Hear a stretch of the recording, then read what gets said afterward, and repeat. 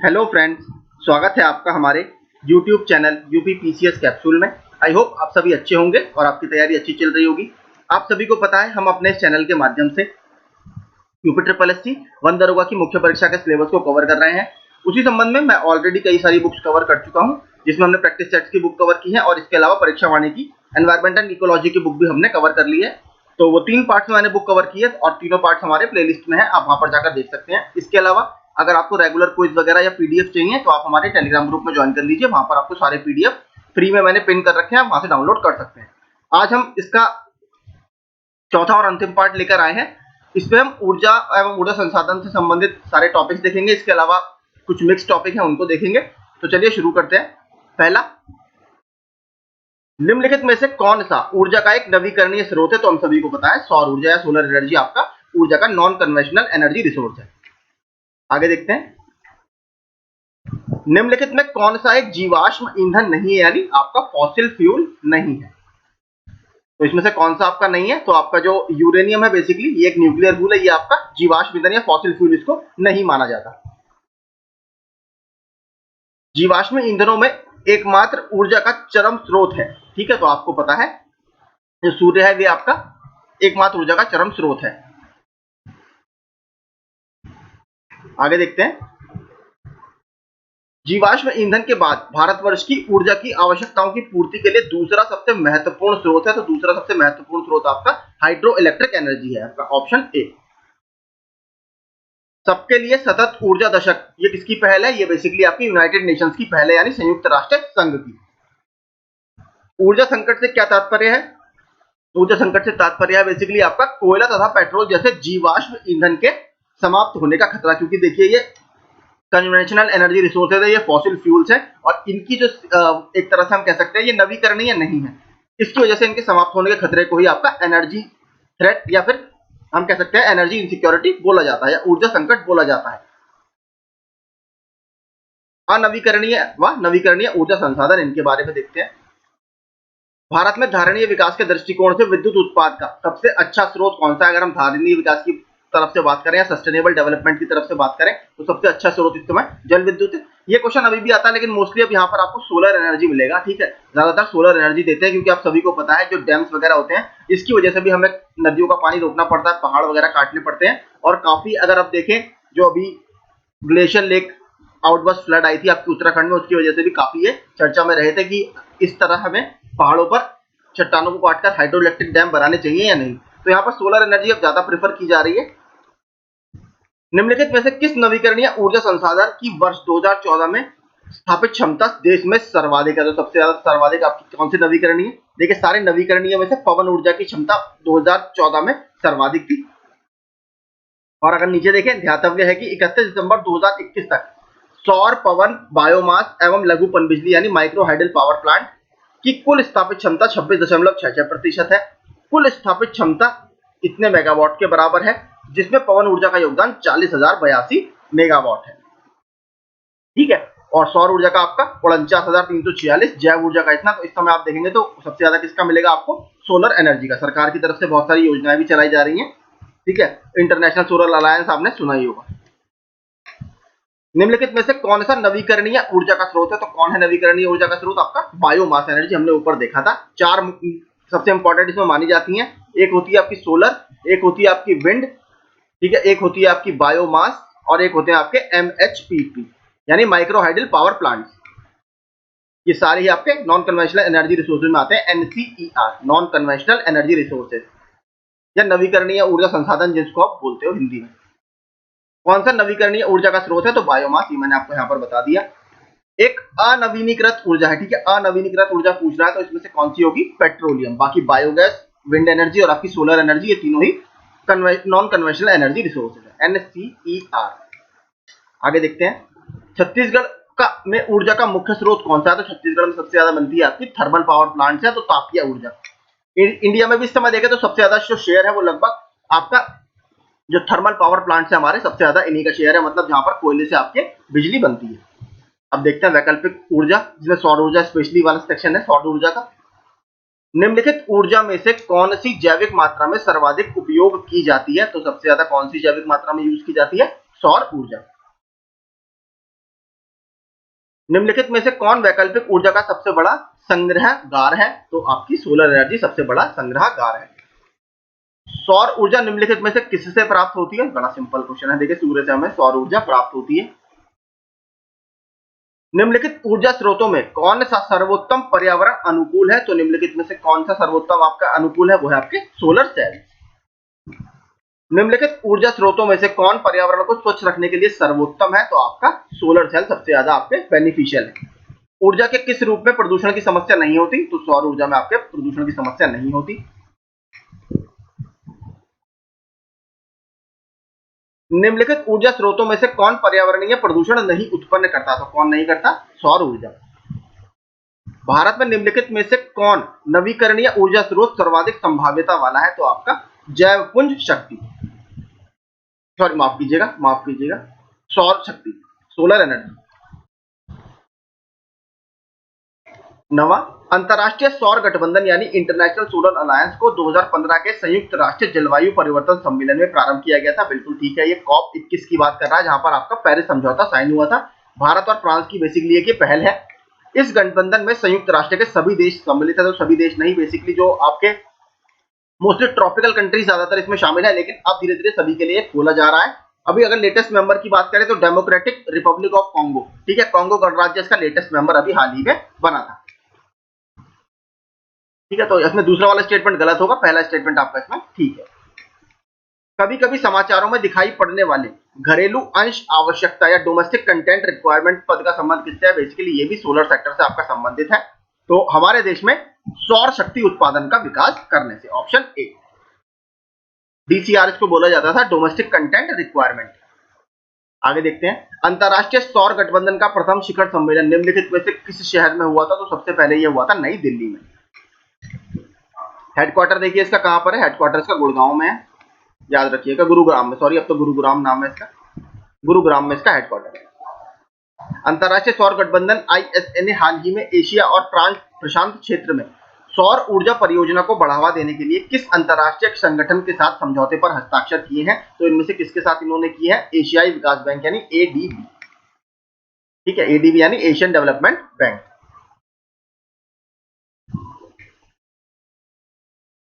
भारत में संप्रति उपलब्ध प्रौद्योगिक स्तर को देखते हुए सौर ऊर्जा का सुविधा से उपयोग किया जा सकता है कहां पर?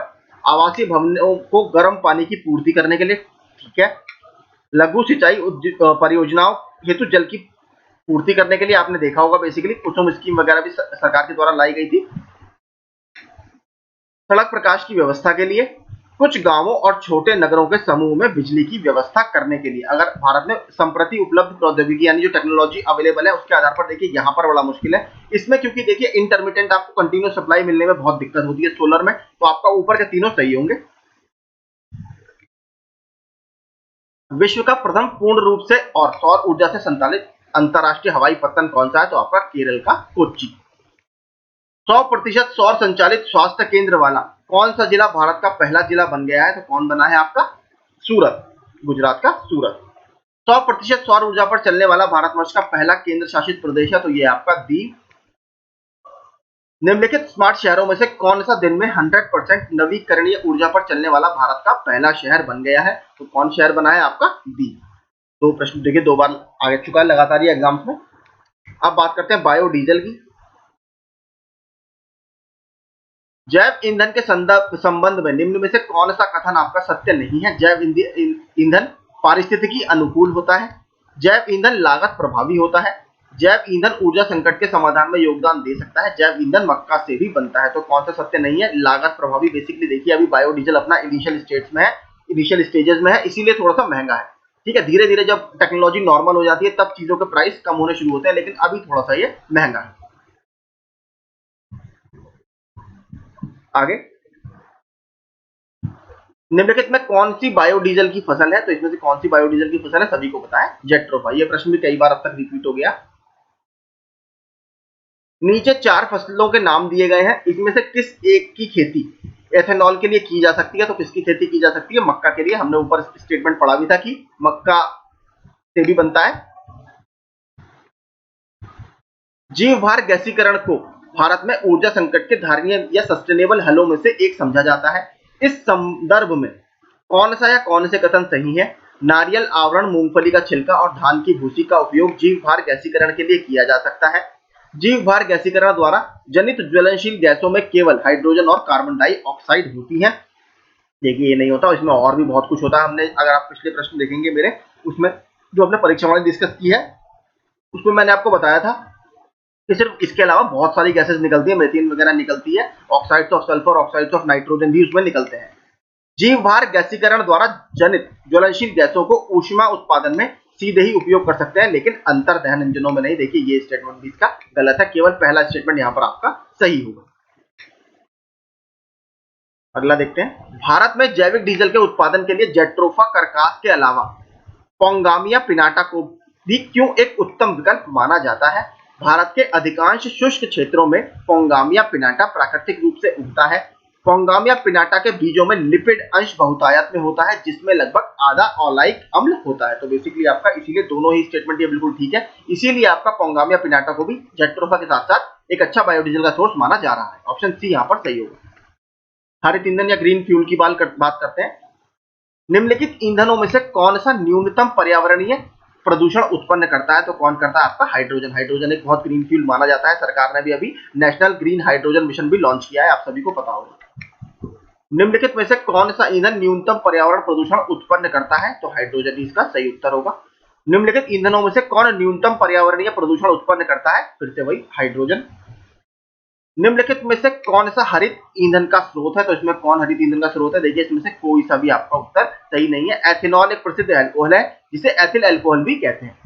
इसका उपयोग हरित ईंधन के रूप में होता है। एथेनॉल किसी शक्करमय पदार्थ या गन्ने की शक्कर, जिसे आप बेसिकली मोलासेस बोलते हो, ठीक है, महुए के फूल आदि या स्टार्चमय पदार्थ से प्राप्त होता है। पाइन, करंज, फर्न भी किण्वनीकरण कर एथेनॉल प्राप्त किया जा सकता है। इससे हरित ईंधन स्रोत में शामिल कर सकते हैं। ध्यातव्य है कि गन्ने की खेती द्वारा बायोएथेनॉल की प्राप्ति भी की जा सकती है।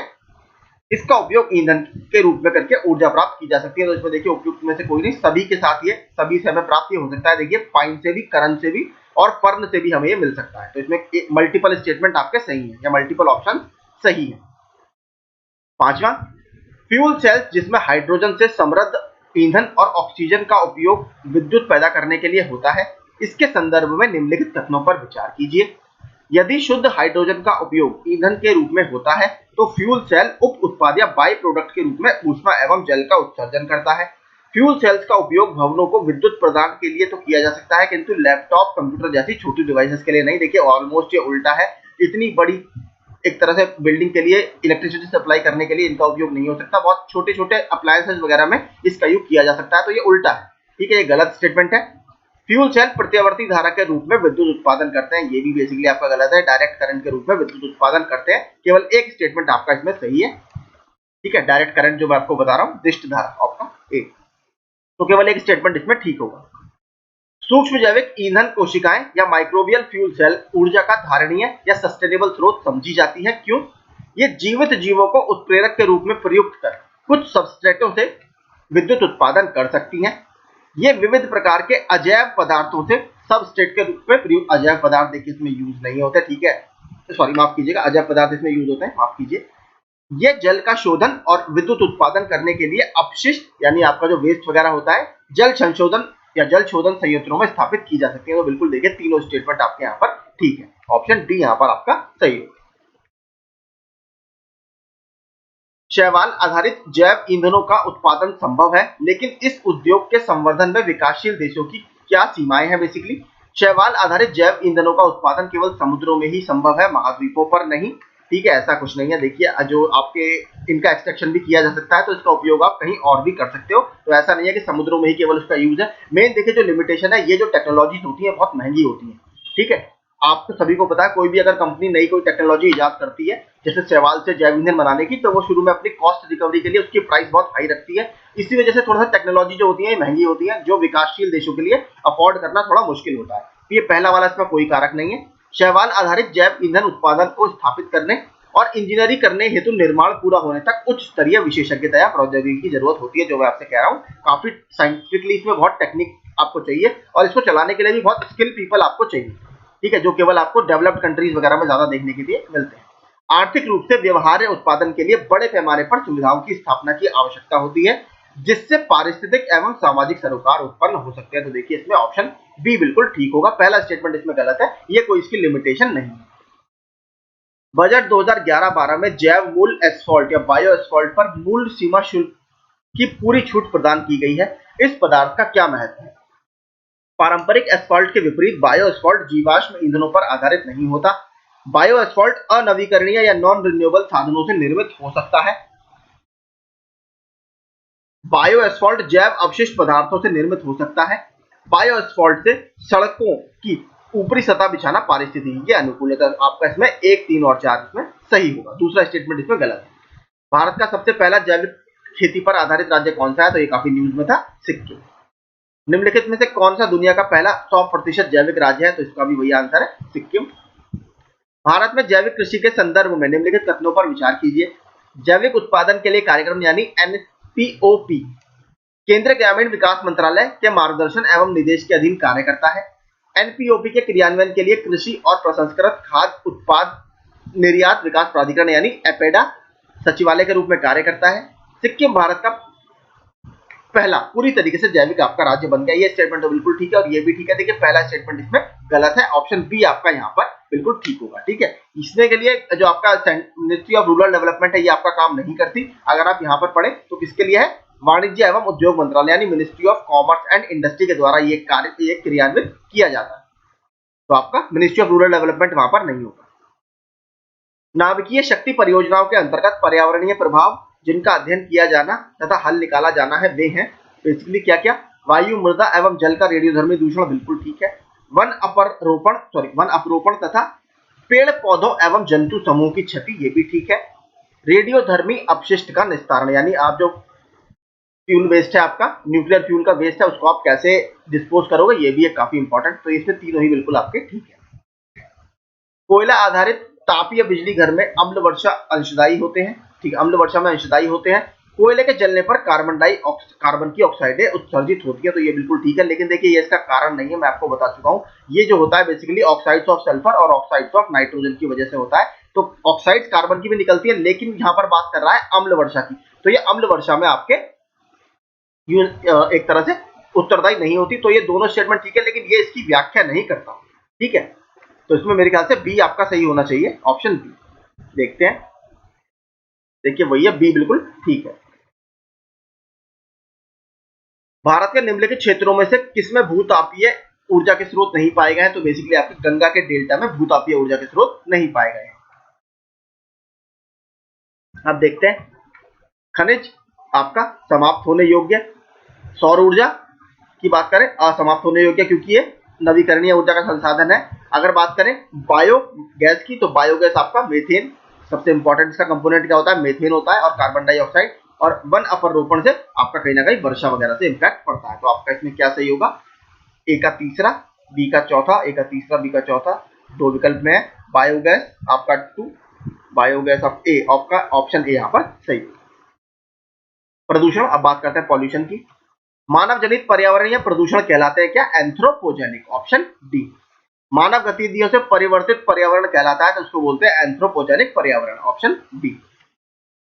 जैव विघटित प्रदूषक है या बायोडिग्रेडेबल प्रदूषक आपके कौन से हैं? तो वो है आपका वाहित मल या एक तरह से वेस्ट, लिक्विड वेस्ट बोल सकते हो आप। निम्नलिखित में से कौन जैव अपघटनीय प्रदूषक है? तो इसमें से कौन जैव अपघटनीय प्रदूषक है? आपका एस्बेस्टस।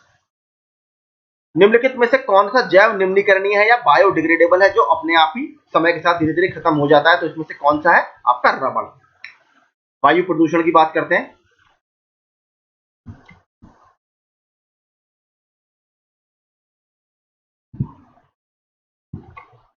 कोयला, पेट्रोल, डीजल आदि का दहन मूल स्रोत है तो किसका? बेसिकली यह वायु प्रदूषण का मूल स्रोत है।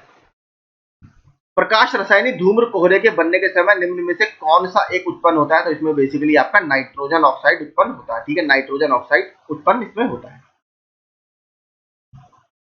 प्रकाश रासायनिक धूम्र का बनना यानी फोटोकेमिकल स्मॉग किनके बीच अभिक्रिया का परिणाम होता है? तो बेसिकली इसमें ऑक्साइड्स ऑफ नाइट्रोजन आपको चाहिए होते हैं, जहां पर पहले ऑप्शन में आपको दिख रहा है, इसमें भी दिख रहा है।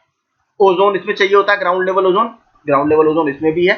इसके अलावा PAN यानी पर परऑक्सी एसिटिल नाइट्रेट, ठीक है, परऑक्सी एसिटिल नाइट्रेट, और इसके अलावा सूर्य के प्रकाश में इनकी रिएक्शन होती है। तो देखिए शाम के समय इसमें गलत है, सूर्य का प्रकाश आपको इसमें चाहिए, तो ऑप्शन ए यहाँ पर आपका बिल्कुल अच्छा होगा।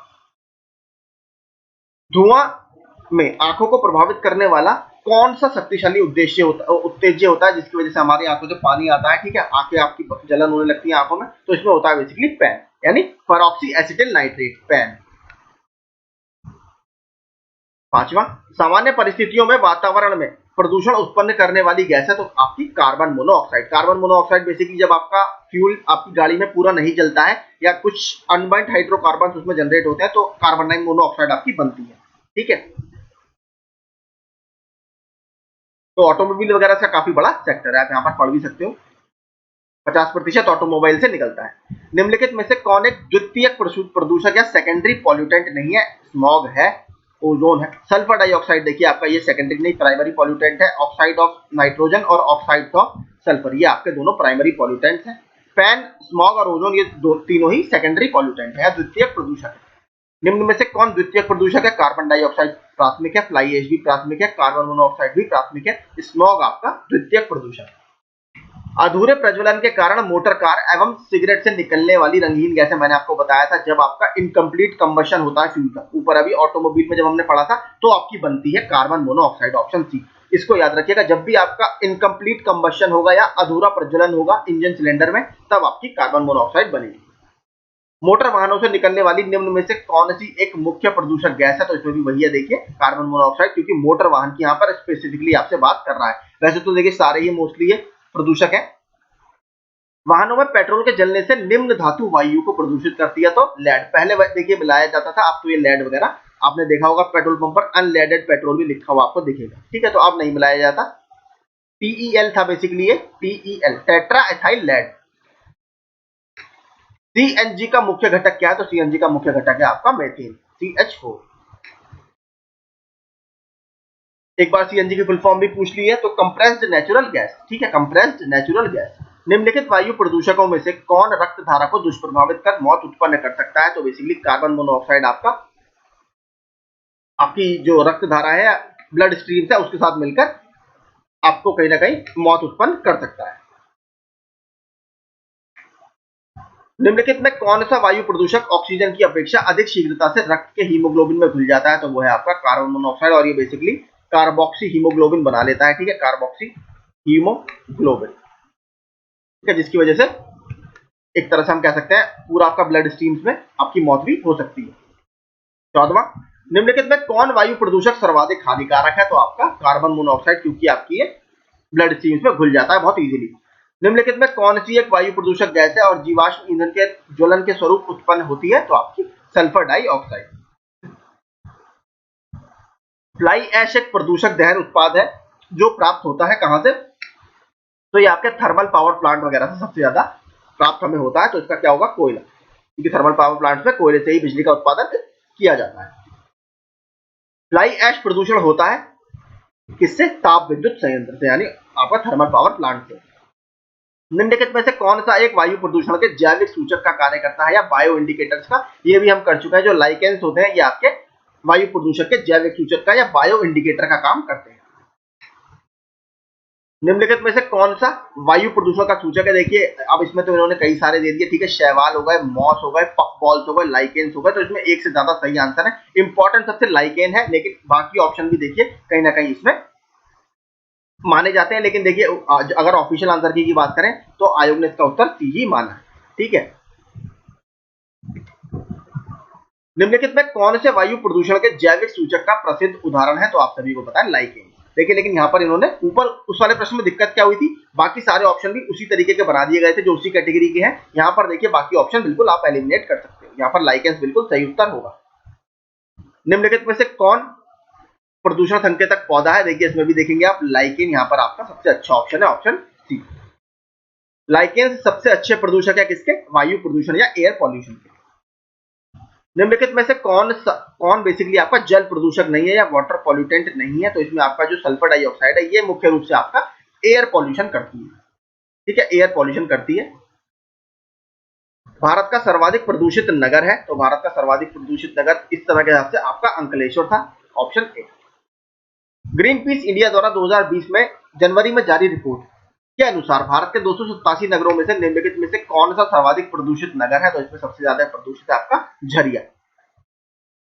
ये आपने देखा होगा, झरिया बेसिकली यहाँ पर कोल माइंस वगैरह भी है, कोयले की खाने भी है, झारखंड में स्थित है। प्रदूषण युक्त वायुमंडल को निम्न में से किसके द्वारा स्वच्छ किया जाता है? तो किसके द्वारा स्वच्छ किया जाता है? आपका बारिश के द्वारा, यानी रेनफॉल के द्वारा।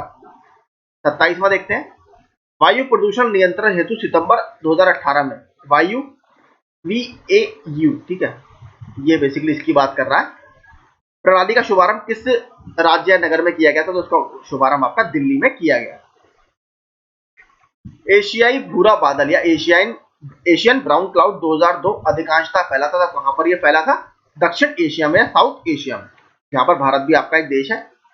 जाड़े की ऋतु में दिल्ली में वायु प्रदूषण का उच्च स्तर रहता है, ठीक है। मोटर गाड़ियों में दहन प्रक्रिया जाड़े में बढ़ जाती है, तो ये देखिए इसका कोई कारण नहीं है, आप सभी को पता है दिक्कत उसमें क्या थी। एक तो वहां पर जो हवा होती है वो बिल्कुल रुक जाती है सर्दियों में, इसकी वजह से जो पॉल्यूटेंट्स है वो दूसरी जगह पर कैरी नहीं हो पाते। इसके अलावा दिल्ली के आसपास के क्षेत्रों में स्टबल बर्निंग की घटनाएं भी बहुत ज्यादा होने लगती है, या फसल अवशेष को या पराली जलाने की घटनाएं बहुत ज्यादा होने लगती है। और दिल्ली की लोकेशन ऐसी है कि वो उस समय विंड डायरेक्शन सब उसी की तरफ आती है, और वहां पर हवा की गति इतनी तेज नहीं होती कि वो रुक पाए, सॉरी इतनी तेज नहीं होती कि वो आगे उसको ले जाए, इसीलिए वो वहां पर रुक जाती है। तो इसमें आपका ए सही है, परंतु आर गलत है, ऑप्शन सी यहाँ पर ठीक होगा, ये इसका कारण नहीं होता। इंडोर वायु प्रदूषण का सर्वाधिक महत्वपूर्ण प्रदूषक कौन सा है? तो सबसे महत्वपूर्ण इसका प्रदूषक है रेडॉन गैस, ठीक है, ऑप्शन डी। आगे देखते हैं, सिगरेट में धुएं का मुख्य प्रदूषक क्या है? तो सिगरेट का जो धुआं होता है उसमें जो मुख्य प्रदूषक है वो आपका कार्बन मोनोऑक्साइड और आपका बेंजीन। ये अच्छा प्रश्न है, इसको याद रखिएगा। रिंगलमैन स्केल का बहुत अच्छा देखिए प्रश्न है, ये एकदम नया प्रश्न है। रिंगलमैन स्केल का प्रयोग निम्नलिखित में से किसके घनत्व या डेंसिटी को मापने में होता है? तो ये आपका नापा जाता है धुएं की डेंसिटी को, इससे बहुत ज्यादा घना धुआं है या थोड़ा सा उथला हुआ धुआं है, इस तरीके का इससे नापा जाता है डेंसिटी कितनी है, यानी रिंगलमैन स्केल, इसको याद रखिएगा। धुआं ईंधन के रूप में कोयले का उपयोग करने वाले शक्ति संयंत्रों से प्राप्त फ्लाई ऐश के संदर्भ में निम्नलिखित में से कौन से सही है? तो बेसिकली आपका याद रखिएगा, फ्लाई ऐश मैं आपको बता चुका हूं, ये आपका प्राइमरी पॉल्यूटेंट है, ये आपके मोस्टली थर्मल पावर प्लांट से निकलता है। फ्लाई ऐश का उपयोग भवन निर्माण के लिए ईंटों के उत्पादन में किया जा सकता है। देखिए आज की डेट में ये बहुत, क्योंकि लाइट वेट होती है, ठीक है, इसका उपयोग आपके जो ब्रिक्स वगैरह बन रही है, ठीक है, इसमें कंस्ट्रक्शन में किया जाता है, ये ठीक है। फ्लाई ऐश का उपयोग कंक्रीट के कुछ पोर्टलैंड सीमेंट अंश के स्थानापन्न या रिप्लेसमेंट के रूप में किया जा सकता है। फ्लाई ऐश केवल सिलिकॉन डाइऑक्साइड तथा कैल्शियम के ऑक्साइड से बना होता है और इसमें और कोई विषाक्त या टॉक्सिक्स नहीं होते। देखिए ऐसा कुछ नहीं है, इसमें और भी टॉक्सिन्स आपको देखने के लिए मिलेंगे। तो आपका ए और बी यहाँ पर केवल सही होगा, यानी एक और दो स्टेटमेंट आपका ठीक है, ऑप्शन ए। ठीक है, आप यहाँ पर देख सकते हो, यौगिक सिलिकॉन डाइऑक्साइड है, एल्यूमिनियम ऑक्साइड है और कैल्शियम ऑक्साइड है, इसमें कुछ मात्रा में विषाक्त तत्व भी पाए जाते हैं, इसलिए कथन 3 आपका असत्य है। तो आपका एक और दो केवल सही होगा। अब देखते हैं, निम्नलिखित में से कौन से कारण बेंजीन प्रदूषण उत्पन्न करते हैं? स्वचालित वाहन या ऑटोमोबाइल द्वारा निष्कासित पदार्थ, तंबाकू का धुआं, तो इसमें तो देखिए आपका बेंजीन होता ही है और कार्बन मोनोऑक्साइड होता है, लकड़ी का जलना, रोगन किए गए लकड़ी के फर्नीचर का प्रयोग, पॉलीयूरेथीन से निर्मित उत्पादों का प्रयोग। इसमें देखिए इसका कोई रोल नहीं है, तो केवल, और ना ही रोगन में इसका कोई रोल है, तो आपका ऑप्शन जो ऊपर के 3 है वही केवल ठीक होंगे, 1, 2 और 3। निम्नलिखित में से कौन एक वायु प्रदूषण की रोकथाम की यंत्रीय विधि नहीं है? तो बेसिकली जो आपका साइक्लोन डिवाइडर है, ये कोई इसकी विधि नहीं होती। साइक्लोन कलेक्टर है, साइक्लोन सेपरेटर है, बैक फिल्टर है, थर्मल पावर प्लांट में ESP लगा रहता है, यानी इलेक्ट्रोस्टैटिक प्रेसिपिटेटर, वो भी सब वायु प्रदूषण की रोकथाम के लिए ही लगे होते हैं। तो साइक्लोन डिवाइडर ऐसी कोई यांत्रिक या मैकेनिकल युक्ति इसकी नहीं है। हमारे देशों में वायु गुणवत्ता सूचकांक या एयर क्वालिटी इंडेक्स का परिकलन करने में साधारणतया निम्नलिखित वायुमंडलीय गैसों में से किसको विचार में लिया जाता है? तो carbon dioxide, carbon monoxide, nitrogen dioxide और सल्फर डाइऑक्साइड। तो देखिए इसमें बेसिकली कार्बन मोनोऑक्साइड, नॉक्स और सॉक्स, ठीक है, इन्हीं को एक तरह से कंसिडरेशन में लिया जाता है। तो आपका 2, 3 और 4 यहाँ पर सही होंगे, ऑप्शन बी। ये सब देख सकते हैं आप क्या क्या इसमें लिया जाता है, nitrogen dioxide, carbon monoxide, ozone, sulphur dioxide, ammonia, lead, PM10 और PM2.5, यानी पार्टिकुलेट मैटर। राष्ट्रीय स्वच्छ वायु कार्यक्रम या नेशनल क्लीन एयर प्रोग्राम केंद्र सरकार द्वारा किस वर्ष में प्रारंभ किया गया? बहुत अच्छा देखिए प्रश्न है, ये आपका 2019 में आया। मेट्रोपॉलिटन शहरों में निम्नलिखित में से कौन सा या कौन से मुख्य वायु प्रदूषक है? तो इसमें से देखिए सारे ही आपको मैं बताऊं हर तरीके से, क्योंकि ये सब ऑटोमोबाइल वगैरह से कार्बन मोनोऑक्साइड निकलती है, सल्फर डाइऑक्साइड निकलती है, ग्राउंड लेवल ओजोन आपको दिल्ली में देखने के लिए मिलेगी जब आपका फोटोकेमिकल स्मॉग बनता है। तो ये सारे ही देखिए इसमें है। तो आयोग ने इस प्रश्न को मूल्यांकन से बाहर किया गया है, जो दिए गए सभी विकल्पों में उपस्थित है, जो मैंने आपको बताया सारे ही देखिए ये ऑटोमोबाइल से निकलते हैं। और आप सभी को पता है जो मेट्रोपॉलिटन शहर होते हैं, मेट्रो सिटीज होती है, वहां पर ऑटोमोबाइल की संख्या बहुत ज्यादा होती है। अल्पजीवी जलवायु प्रदूषकों को न्यूनीकृत करने हेतु जलवायु एवं स्वच्छ वायु गठबंधन सीसीएसी G20 समूह के देशों की एक अनोखी पहल है। सीसीएसी मेथेन, ब्लैक कार्बन, हाइड्रोफ्लोरोकार्बन पर केंद्रित रहता है। तो बेसिकली देखिए आपका दो इसमें स्टेटमेंट केवल सही है, ठीक है, बाकी पहला स्टेटमेंट इसमें गलत है। वाहनों में उत्सर्जित कार्बन मोनोऑक्साइड को कार्बन डाइऑक्साइड में परिवर्तित करने वाली उत्प्रेरक परिवर्तन की सेरामिक डिस्क किससे स्तरित होती है? तो बेसिकली ये आपके पैलेडियम से स्तरित होती है। आपने देखा होगा वाहनों में, सुना होगा अगर आपने, कैटालिटिक कन्वर्टर लगा होता है, तो उसमें ये प्लेटें बेसिकली लगी होती हैं जिसके ऊपर पैलेडियम की परत होती है। अब बात करते हैं एसिड रेन की। इससे तो देखिए नॉर्मल एक वही ज्यादातर प्रश्न बनता है कि किसके कारण ये होती है। तो मोस्टली ऑक्साइड्स ऑफ सल्फर और ऑक्साइड्स ऑफ नाइट्रोजन के कारण ये मुख्यतः होती है। अम्ल वर्षा निम्नांकित में से किसके वायु प्रदूषण के द्वारा होती है? तो मैंने आपको बताया oxides of sulphur and oxides of nitrogen, nitrous oxide और सल्फर डाइऑक्साइड। नाइट्रस नहीं होगा, देखिए नाइट्रस नहीं होगा, ठीक है। नाइट्रस ऑक्साइड तो आपकी बेसिकली ग्रीन हाउस गैस है, ठीक है। ये नाइट्रोजन डाइऑक्साइड होगा NO2, ठीक है। नाइट्रोजन ऑक्साइड इसको पढ़िएगा, नाइट्रस तो शब्द गलत है। नाइट्रस तो आपका ग्रीन हाउस गैस होती है, उसकी वजह से अम्ल वर्षा नहीं होती, ठीक है। आगे देखते हैं, निम्नलिखित में से कौन से अम्ल वर्षा के लिए उत्तरदायी है? तो इसमें से कौन से अम्ल वर्षा के लिए उत्तरदायी? नाइट्रस ऑक्साइड और सल्फर डाइऑक्साइड।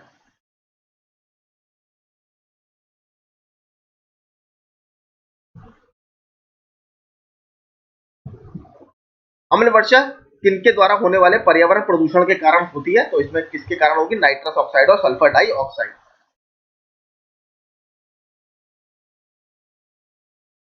चौथा, निम्नलिखित में से कौन अम्ल वृष्टि का कारण है? तो इसमें से कौन अम्ल वृष्टि का कारण है? सल्फर डाइऑक्साइड और आपका नाइट्रस ऑक्साइड।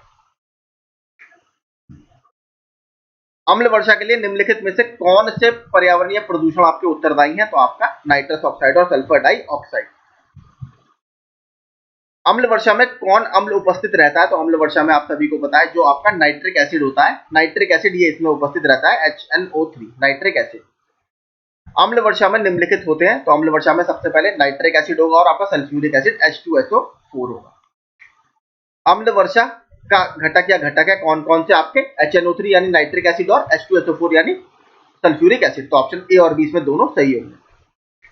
ये अच्छा प्रश्न है, इस तरीके का प्रश्न बन सकता है। देखिए, अम्ल वर्षा में नीचे दिए गए कौन से प्रदूषक जल एवं हिम को प्रदूषित करते हैं? तो कौन से प्रदूषक? सल्फर डाइऑक्साइड और आपका नाइट्रोजन ऑक्साइड। तो एक और दो, केवल एक और दो की वजह से ये होती है। अम्ल वर्षा होती है, तो अम्ल वर्षा का कारण क्या है? बेसिकली मैंने आपको बताया oxides of sulphur and oxides of nitrogen का रिएक्ट करना। तो बादल के जल एवं सल्फर डाइऑक्साइड प्रदूषकों के मध्य प्रतिक्रिया के फलस्वरूप। Option C. निम्न में से एक का होना, वर्षा के पानी में घुलने से वर्षा का पानी अम्लीय हो जाता है, किसके कारण? ऑक्साइड्स ऑफ सल्फर, यानी ऑप्शन ए। अम्ल वर्षा होती है किससे? तो बेसिकली कारखानों से, ऑप्शन ए। इससे निकलने वाली बेसिकली ऑक्साइड्स ऑफ सल्फर और ऑक्साइड्स ऑफ नाइट्रोजन ये पानी से रिएक्ट करती हैं और आपका उसको अम्लीय बना देती हैं।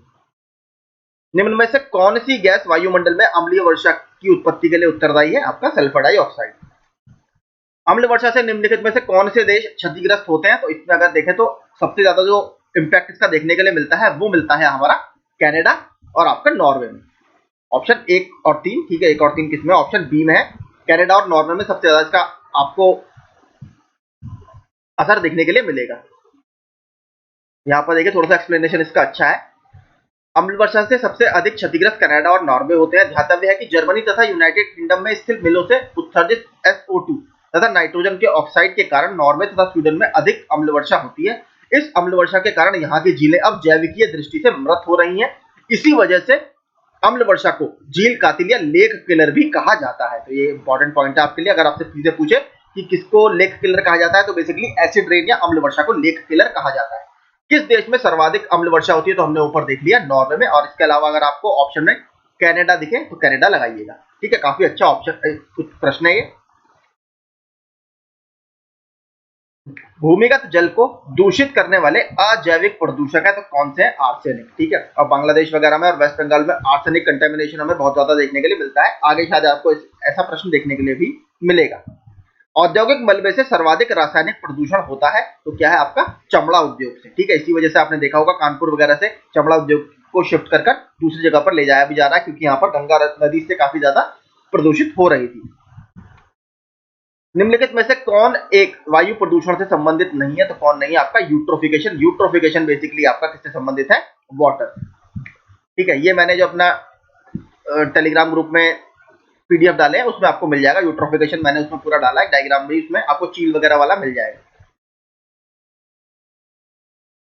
सुपोषण के संदर्भ में निम्नलिखित में से कौन सा एक कथन सही है? यह जल निकाय के पोषक तत्व संवर्धन की घटना है, यह जल में गुलित ऑक्सीजन को कम कर देता है। तो ऑप्शन दोनों इसमें बिल्कुल ठीक है, ये भी हमने परीक्षा वाली बुक में किया था। जैविक ऑक्सीजन की आवश्यकता या बायोलॉजिकल ऑक्सीजन डिमांड एक प्रकार का प्रदूषण सूचकांक है, किसमें? आपका जलीय वातावरण में। किसी जल क्षेत्र में बीओडी की अधिकता संकेत देती है कि उसका जल बेसिकली आपका सीवेज से प्रदूषित हो रहा है। बायोलॉजिकल ऑक्सीजन डिमांड मतलब उसमें जो घुलित ऑक्सीजन है वो कम हो रही है, यानी उसकी डिमांड बढ़ रही है, यानी पानी प्रदूषित हो रहा है आपका। नदी में जल प्रदूषण के निर्धारण के लिए घुली हुई मात्रा मापी जाती है, किसमें? तो बीओडी यानी बायोलॉजिकल ऑक्सीजन डिमांड। तो ऑक्सीजन की मात्रा नापी जाती है। नदी का जल प्रदूषण मापा जाता है जल में घुलित ऑक्सीजन की मात्रा से। ये प्रश्न देखिए काफी आता है। आगे देखते हैं, जैव ऑक्सीजन की मांग या बीओडी किसके लिए एक मानक मानदंड है? तो बेसिकली जलीय पारिस्थितिक तंत्रों में प्रदूषण के आमापन के लिए। गंगा नदी में बीओडी की सर्वाधिक मात्रा पाई जाती है। बीओडी की ज्यादा मात्रा मतलब आपकी घुलित ऑक्सीजन उसमें कम हो गई है, इसीलिए डिमांड बढ़ रही है, क्योंकि उसमें पॉल्यूशन ज्यादा है। तो सीधे सीधे ये इनडायरेक्टली ये पूछ रहा है कि कहां पर आपको किस स्ट्रेच में, किसके बीच में सबसे ज्यादा प्रदूषण देखने के लिए मिलता है? तो हम सभी को पता है कानपुर और इलाहाबाद के बीच में हमें सबसे ज्यादा पॉल्यूशन देखने के लिए मिलता है गंगा में, इसीलिए वहां बीओडी की जो मात्रा है वो सबसे ज्यादा है, यानी ऑक्सीजन डिमांड की जो मात्रा है सबसे ज्यादा है। निम्न में कहा आर्सेनिक द्वारा जल प्रदूषण सर्वाधिक है? देखिए जो मैंने आपको बताया था, बांग्लादेश और वेस्ट बंगाल वगैरह में काफी ज्यादा आर्सेनिक कंटेमिनेशन मिलता है। अपने प्रदूषकों के कारण निम्न में से कौन सी नदी जैविक मरुस्थल कहलाती है? तो बेसिकली दामोदर नदी को जैविक मरुस्थल बोला जाता है। भारत की निम्नलिखित नदियों में से किसे जैविक मरुस्थल कहते हैं? तो कौन सी नदी को बोला जाता है? दामोदर नदी को। यह प्रश्न अच्छा है। भारतीय रेल द्वारा उपयोग में लाए जाने वाले जैव शौचालयों या बायो टॉयलेट्स की बात कर रहा है, इसके संदर्भ में निम्नलिखित कथनों पर विचार कीजिए। जैव शौचालयों में मानव अपशिष्ट का अपघटन फंगल इनोक्यूलम द्वारा उपक्रमित या इनिशिएट होता है। इस अपघटन के अंत्य उत्पाद केवल अमोनिया व जलवाष्प होते हैं, जो वायुमंडल में निर्मुक्त हो जाते हैं। तो देखिए इसमें दोनों स्टेटमेंट ये गलत है। ठीक है, पूरा डिटेल एक्सप्लेनेशन इसका देख लेते हैं। वर्तमान में 100% ट्रेनों के कोचों में जैव शौचालयों का समावेश है। जैव शौचालय प्रणाली में जीवाणु अपशिष्ट पदार्थों को विखंडित कर उसे पानी और गैस यानी मीथेन में परिवर्तित कर देता है। पानी को टैंक में जमा कर उसे क्लोरीन की मदद से साफ किया जाता है, जबकि गैस वाष्पीकृत हो जाती है। तो स्पष्ट है कि ना तो एक कथन सत्य और ना ही दो, तो इसमें ऑप्शन डी होगा। उत्तर प्रदेश की निम्नलिखित नदियों में से कौन सी पर्यावरण प्रदूषण के कारण जैविक आपदा घोषित हो गई, यानी बायोलॉजिकल डिजास्टर किसको घोषित कर दिया गया है? यमुना और गोमती। ठीक है, लेकिन ऑफिशियल आंसर की आयोग ने इसको गोमती यहाँ पर सही माना था आंसर। ये 18 वाला क्वेश्चन था, ये मैंने भी दिया था पेपर, काफी डिस्प्यूटेड क्वेश्चन था उस साल ये, लेकिन आयोग ने इसमें गोमती माना है। निम्नलिखित में से कौन से भारत के कुछ भागों में पीने के जल में प्रदूषक के रूप में पाए जाते हैं? तो कौन कौन से आपको इसमें मिलेंगे? आर्सेनिक। देखिए आर्सेनिक तो बहुत ज्यादा मिलता है इंडिया में। सॉर्बिटॉल, ठीक है, सॉर्बिटॉल वगैरह इतना यहाँ पर नहीं मिलेगा।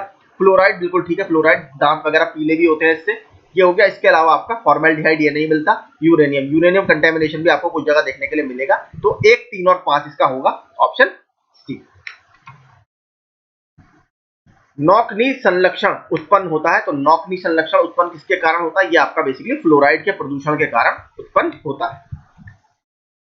नॉकनी संलक्षण फ्लोराइड के प्रदूषण के द्वारा उत्पन्न होता है। यद्यपि फ्लोराइड तत्व पानी में अल्प मात्रा में उपलब्ध होता है जो मसूड़ों और दांतों को संरक्षण प्रदान करता है, परंतु इसका अत्यधिक सांद्रण फ्लोरोसिस नामक रोग का कारण बनता है। अत्यधिक फ्लोराइड को ग्रहण करने के परिणाम स्वरूप कुबड़ पीठ या हम्डबैक होने की संभावना बढ़ जाती है। इसके लगातार उपभोग से हड्डियों के जोड़ विशेषक मेरुरज्जु में कमजोरी आ जाती है। उच्च फ्लोराइड संग्रहण ही पैरों के मुड़ने या बेंडिंग का कारण होता है, जिसे नॉक-नी संलक्षण कहते हैं। तो किसकी वजह से होता है ये? फ्लोरीन के कारण। आगे, भारत के किस महानगर में वार्षिक प्रति व्यक्ति सर्वाधिक ठोस अपशिष्ट उत्पन्न होता है? तो देखिए इसमें 4 ऑप्शन दिए हैं, लेकिन इसमें से कोई सा भी इसमें सही नहीं माना जाएगा। आप नीचे पढ़ लीजिए। प्रश्नकाल में दिल्ली में भारत में सर्वाधिक ठोस अपशिष्ट उत्पन्न करने वाला महानगर था। वर्तमान के आंकड़ों के अनुसार मुंबई सर्वाधिक ठोस अपशिष्ट उत्पन्न करने वाला महानगर है, जबकि इस संदर्भ में आप दिल्ली द्वितीय स्थान पर है। तो इसमें एक तरह से आप देखा जाए तो उस समय तो आपका दिल्ली था, ठीक है, इस समय आपका मुंबई है। तो मुंबई अगर आया, अब क्वेश्चन अगर पूछे तो मुंबई की रैंक 1 है और दिल्ली की रैंक 2। 2010 का क्वेश्चन है, तो अब तो नया वाला ही आएगा।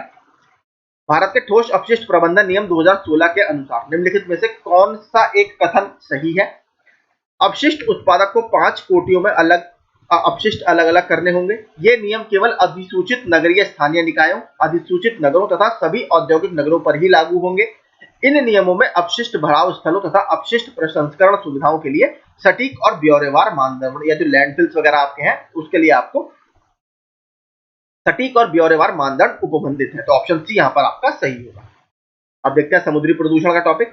भारत के समुद्री जल में हानिकारक शैवाल प्रस्फुटन में हो रही वृद्धि पर चिंता व्यक्त की गई है। इस संवृत्ति का या के क्या कारक तत्व हो सकता है या हो सकते हैं? ज्वारनदमुख से पोषकों का प्रस्राव, मानसून में भूमि से जलवाह, समुद्रों में उत्प्रवाह। तो इसमें क्या क्या इसके कारण हो सकते हैं? तीनों ही देखिए इसके कारण है, जो शैवाल प्रस्फुटन की घटनाएं हमारे यहाँ समुद्रों में हो रही है। निम्नलिखित में कहाँ अंतरराष्ट्रीय समुद्री संगठन का मुख्यालय यानी इंटरनेशनल मैरीटाइम ऑर्गेनाइजेशन का मुख्यालय आपका कहाँ पर स्थित है? ये आपके लंदन में स्थित है। आगे, दक्षिण एशियाई समुद्र क्षेत्र में तेल और रासायनिक प्रदूषण पर सहयोग के लिए केंद्रीय मंत्रिमंडल ने भारत और SACEP या सासेप के साथ समझौता ज्ञापन को मंजूरी दी है। सासेप क्या है? बेसिकली दक्षिण एशिया कंपैटिबिलिटी पर्यावरण प्रोग्राम, दक्षिण एशिया सहकारी पर्यावरण कार्यक्रम, दक्षिण एशिया कनेक्टिविटी पर्यावरण, दक्षिण एशिया कोऑर्डिनेटिव पर्यावरण कार्यक्रम, या उसमें से कोई नहीं। तो बेसिकली जो 20 स्टेटमेंट है इसमें ठीक है। सासेप की फुल फॉर्म क्या है? दक्षिण एशिया सहकारी पर्यावरण कार्यक्रम, ये इसकी बिल्कुल सही फुल फॉर्म है। 2017 का बीपीएससी का प्रश्न है, अच्छा प्रश्न है। और ये कब स्थापित हुआ था? 1982 में स्थापित एक अंतर सरकारी यानी इंटर गवर्नमेंटल पैनल।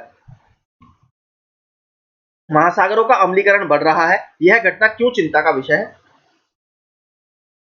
कैल्शियमी पादप प्लवक की वृद्धि और उत्तरजीविता प्रतिकूल रूप से प्रभावित होगी। प्रवाल भित्ति की वृद्धि और उत्तरजीविता प्रतिकूल रूप से प्रभावित होगी। कुछ प्राणी जिनके डिंभक पादप प्लवकीय होते हैं की उत्तरजीविता प्रतिकूल रूप से प्रभावित होगी। मेघ बीजन और मेघों का बनना प्रतिकूल रूप से प्रभावित होगा। देखिए मेघ बीजन का इससे कोई मतलब नहीं है। आपका ऊपर के जो तीनों उत्तर है वो बिल्कुल सही होंगे, ऑप्शन ए। साउंड पॉल्यूशन, ध्वनि प्रदूषण की बात करते हैं। निम्नांकित में से कौन अधिकतम ध्वनि प्रदूषण का कारण है? भारी ट्रक यातायात, निर्वाचन सभाएं, पॉप संगीत या आपका जेट उड़ान। तो जेट उड़ान से आपका काफी ज्यादा नॉइज पॉल्यूशन होता है। दूसरा, निम्नलिखित में से कौन सामान्य परिस्थिति में वृक्ष के पत्तों की सरसराहट का डेसिबल स्तर प्रदर्शित करता है? तो आपका 20 डेसिबल पत्तों की सरसराहट से निकलने वाली ध्वनि को लगभग इसमें मापा जाता है। 20 डेसिबल के अराउंड उसकी आवाज होती है। ध्वनि प्रदूषण को मापने हेतु निम्नलिखित में से किस इकाई का प्रयोग करते हैं? तो आप सभी को पता है ध्वनि के लिए डेसिबल का प्रयोग किया जाता है। ग्रीन मफलर संबंधित है। ग्रीन मफलर आपका ध्वनि प्रदूषण से संबंधित है। किस प्रकार प्रदूषण से बचाव के लिए ग्रीन मफलर का उपयोग किया जाता है? तो किस प्रकार के प्रदूषण से? आपके ध्वनि प्रदूषण से बचाव के लिए ग्रीन मफलर का प्रयोग किया जाता है। देखिए मफलर थोड़ा सा मैकेनिकल इंजीनियरिंग की भाषा में मफलर बेसिकली आपका साइलेंसर को बोला जाता है, ठीक है, साइलेंसर। तो साइलेंसर मतलब आप इससे समझ सकते हैं, साइलेंसर हमें पता है गाड़ियों से निकलने वाली आवाज को कम करता है। इसी तरह ग्रीन मफलर आपका ध्वनि प्रदूषण को रोकने के लिए एक उपाय है। इससे आप याद रख सकते हो, मफलर को साइलेंसर भी बोलते हैं। साइलेंसर से आपको समझ में आ जाएगा कि ये ध्वनि से संबंधित है। अब बात करते हैं सॉइल पॉल्यूशन या मृदा प्रदूषण की। उर्वरक के अत्यधिक प्रयोग से होता है क्या? तो उर्वरक के अत्यधिक आपके प्रयोग से मृदा प्रदूषण तो होता ही है, जल प्रदूषण भी होता है, क्योंकि जब बारिश वगैरह होती है तो ये रन ऑफ के रूप में नदियों में भी जाता है और अब कहीं ना कहीं एक तरह से मिट्टी के अंदर ग्राउंड वाटर को भी ये पॉल्यूट करता है। तो आपके दोनों होंगे, और इसके अलावा वायु प्रदूषण भी इससे होता है। तो इसमें सारे ही बिल्कुल ठीक होंगे। यहाँ पर आप एक्सप्लेनेशन पढ़ सकते हो पॉज कर। अगला, भारत में कार्बोफ्यूरेन, मेथिल पैराथियोन, फोरेट और ट्राईएजोफॉस के इस्तेमाल को आशंका से देखा जाता है। ये रसायन किस रूप में इस्तेमाल किए जाते हैं? तो ये बेसिकली आपके कृषि में पीड़कनाशी के रूप में प्रयोग किए जाते हैं, यानी पेस्टिसाइड के रूप में इसका यूज किया जाता है। निम्नलिखित कथनों पर विचार कीजिए। कृषि मृदाएं पर्यावरण में नाइट्रोजन के ऑक्साइड निर्मुक्त करती हैं। मवेशी पर्यावरण में अमोनिया निर्मुक्त करते हैं। कुक्कुट उद्योग में पर्यावरण में अभिक्रियाशील नाइट्रोजन यौगिक निर्मुक्त करते हैं। तो इसमें स्टेटमेंट आपके तीनों बिल्कुल ठीक है। खेती के लिए फसल चक्र का क्या महत्व है? देखिए, फसल चक्र आपके सिलेबस में, तो इस तरीके के प्रश्न आपके आने के चांसेस हैं। तो इससे बेसिकली क्या महत्व है? इससे उत्पादन में वृद्धि होती है, ठीक है। मृदा की उर्वरता संरक्षित रहती है, ये भी ठीक है। मृदा कटाव कम होता है, ये भी बिल्कुल ठीक है। तो ऑप्शन इसमें होगा आपका डी, ठीक है। ये इसके बेनिफिट्स हैं, आप यहाँ से पढ़ सकते हैं। आगे देखते हैं। निम्न कथनों पर विचार कीजिए। मृदा प्रदूषण औद्योगिक प्रदूषण की अपेक्षा अधिक खतरनाक होता है। उर्वरक तथा कीटनाशक भोजन की श्रृंखला में प्रवेश करते हैं, इसीलिए, ठीक है। आपका जो मैंने आपसे कहा था कि जो सॉइल पॉल्यूशन होता है उसकी वजह से ये कहीं ना कहीं ग्राउंड वाटर को भी आपका पॉल्यूट करता है। इसकी वजह से ये कहीं ना कहीं आपके फूड चेन का हिस्सा बन जाता है, और फूड चेन का हिस्सा बन गया मतलब आप उसको इनटेक कर सकते हो, इंजेस्ट कर सकते हो, जिससे आपको बीमारियां हो सकती हैं, ठीक है। फूड पॉइजनिंग वगैरह आपको हो सकती है। तो कहीं ना कहीं ये आपका ऑप्शन ए बिल्कुल ठीक है। ए और आर दोनों अपने आप में सही है, और आर क्योंकि वो आपकी फूड चेन का हिस्सा बन जाता है, इसलिए ये बिल्कुल ठीक है।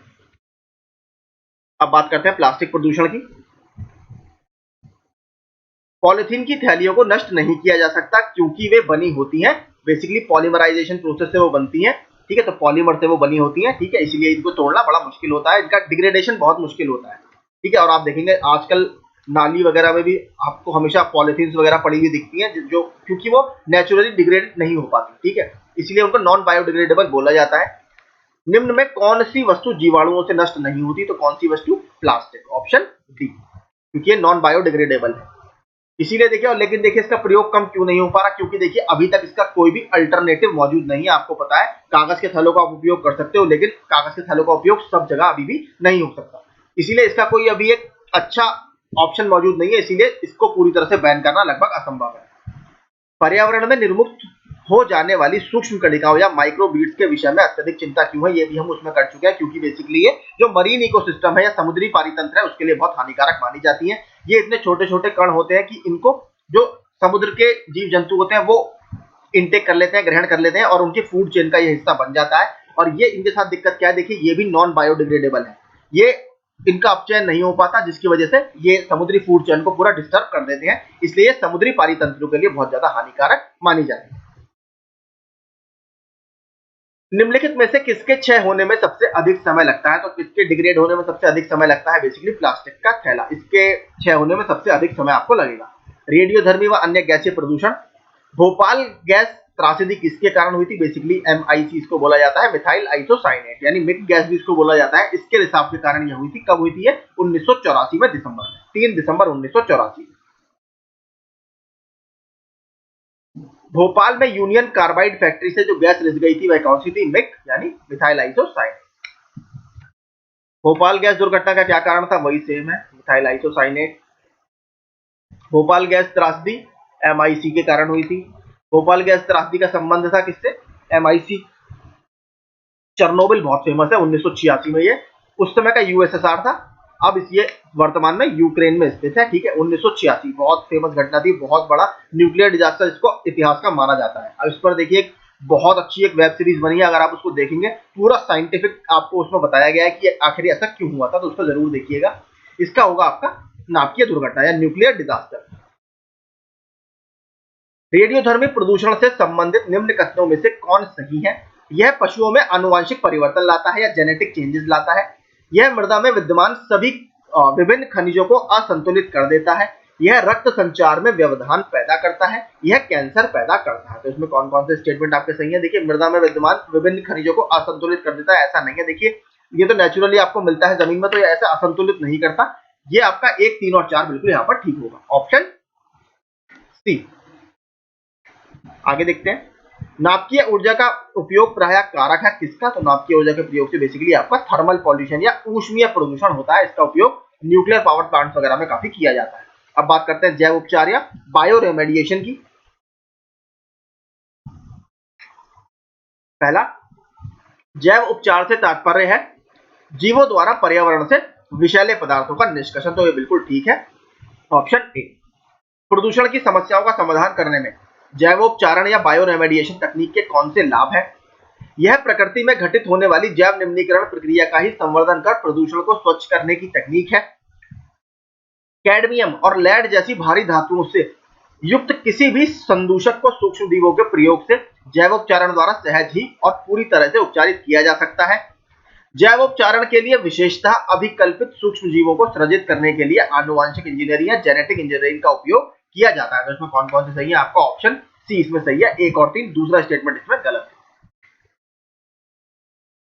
हाल ही में ऑयल जैपर समाचारों में था, यह क्या है? तो ऑयल जैपर तकनीक आखिर है क्या? यह तैलीय पंख या बिखरे हुए तेल के उपचार हेतु पारिस्थितिकी के अनुकूल विकसित प्रौद्योगिकी है। बेसिकली आपको पता है, जब कभी कभी जो हमारे ऑयल टैंकर्स होते हैं समुद्र वगैरह में, वो दुर्घटना का शिकार हो जाते हैं, जिसकी वजह से समुद्र के पूरे तल पर तेल ही तेल फैल जाता है। तो उसी समस्या से निपटने के लिए ऑयल जैपर एक तकनीक है। यूरो मानक या यूरो स्टैंडर्ड, जो कि पॉल्यूशन से संबंधित है गाड़ियों के। यूरो उत्सर्जन नियम उत्सर्जन के मानक हैं और ये एक वाहन से उत्सर्जन के लिए सीमा निर्धारित करने के पैकेज प्रदर्शित करते हैं। निम्नलिखित गैसों में से कौन इसके अंतर्गत आच्छादित है? तो कार्बन मोनोऑक्साइड, नाइट्रोजन के ऑक्साइड और हाइड्रोकार्बन। तो सारे ही देखिए इसके अंदर कवर किए जाते हैं। भारत में इस समय कौन सा चल रहा है? BS6, Bharat standard 6। भारत ने BS4 से सीधे BS6 पे स्विच किया। हमारे यहाँ BS5 नहीं आया क्योंकि पॉल्यूशन की समस्या हमारे यहाँ काफी बढ़ रही थी। यूरोपीय देशों में वर्ष 1992 में यूरो 1 मानक, सबसे पहले यूरो 1 मानक कब आया? आपके 1992 में। ये आपके लिए इंपॉर्टेंट है। यूरो 2 मानकों को पूरा करने के लिए अति अल्प सल्फर डीजल में सल्फर की मात्रा क्या होनी चाहिए? आपका सल्फर की मात्रा इसमें होनी चाहिए 0.05% या इससे भी कम। सॉरी, माफ कीजिएगा। यूरो नॉर्म्स स्वचालित वाहनों में एक गैस उत्सर्जन की मात्रा की सीमा निश्चित करते हैं। यह गैस है कौन सी? Carbon monoxide. प्रदूषण और उनसे होने वाले रोग देखते हैं। ये भी टॉपिक अच्छा है, देखिए इससे भी प्रश्न बहुत बनते हैं।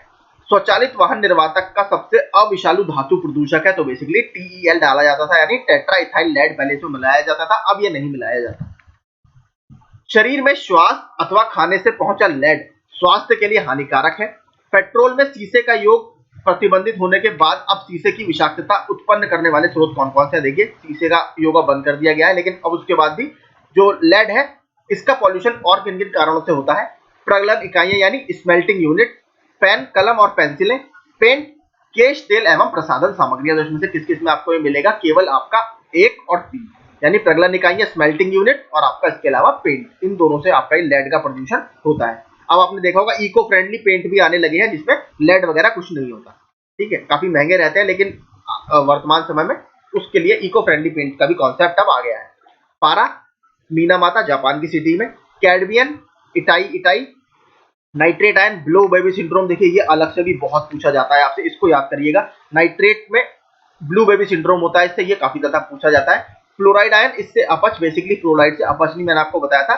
येलोनेस इन टीथ, ठीक है, दांतों में पीलापन वगैरह इससे आता है, तो ये काफी हमारे लिए इंपॉर्टेंट है। डी इसमें बिल्कुल गलत मिला हुआ है, डी मैचिंग सही नहीं है। बाकी देखिए ऊपर के तीनों याद कीजिए, ये मैचिंग में बहुत पूछे जाते हैं। कैडमियम बेसिकली आपका इटाई, ठीक है, इटाई डिजीज इससे होती है।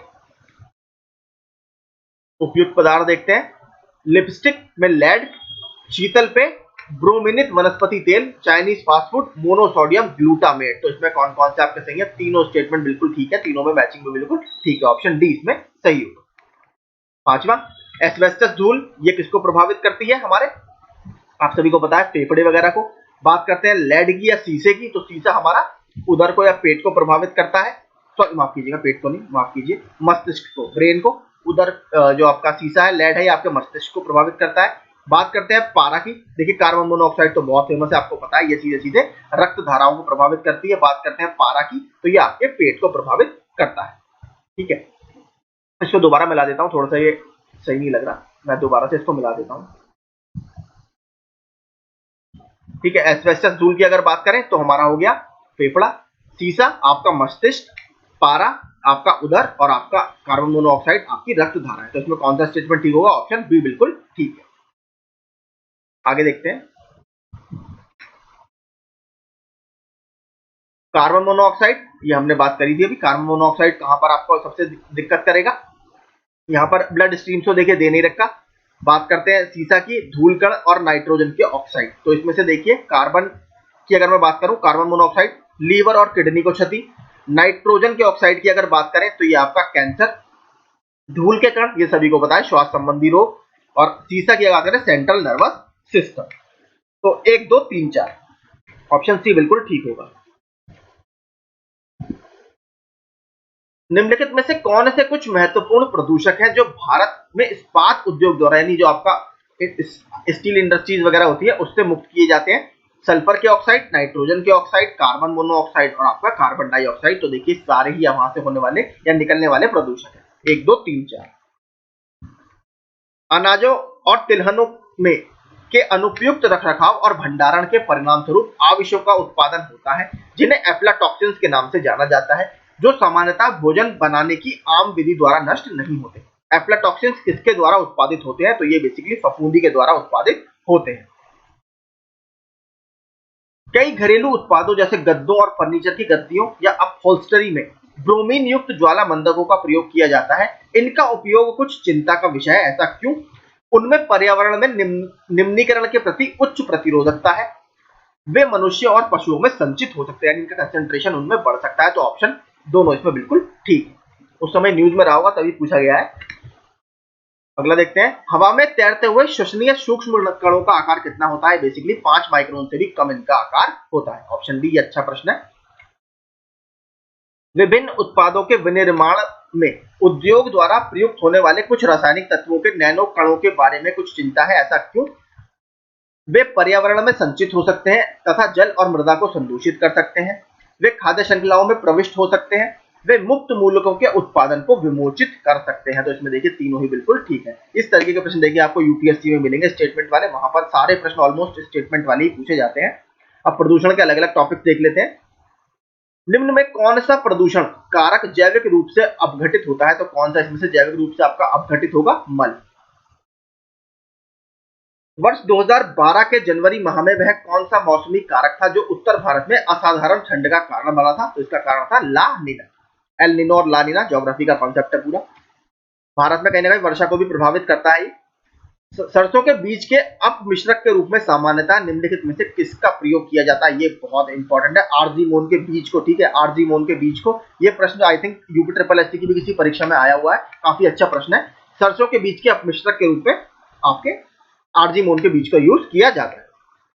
इंसिनरेटर्स का उपयोग किसके लिए किया जाता है? बेसिकली देखिए इंसिनरेटर्स ऐसी जगह होती है जहां पर आपके कूड़े वगैरह को जलाया जाता है खत्म करने के लिए, तो आपका कूड़ा कचरा जलाने के लिए। इस प्रक्रिया को बोलते हैं इंसिनरेशन। ठीक है, इंसिनरेशन अगर आप मीनिंग देखेंगे तो आपको समझ में आ जाएगा।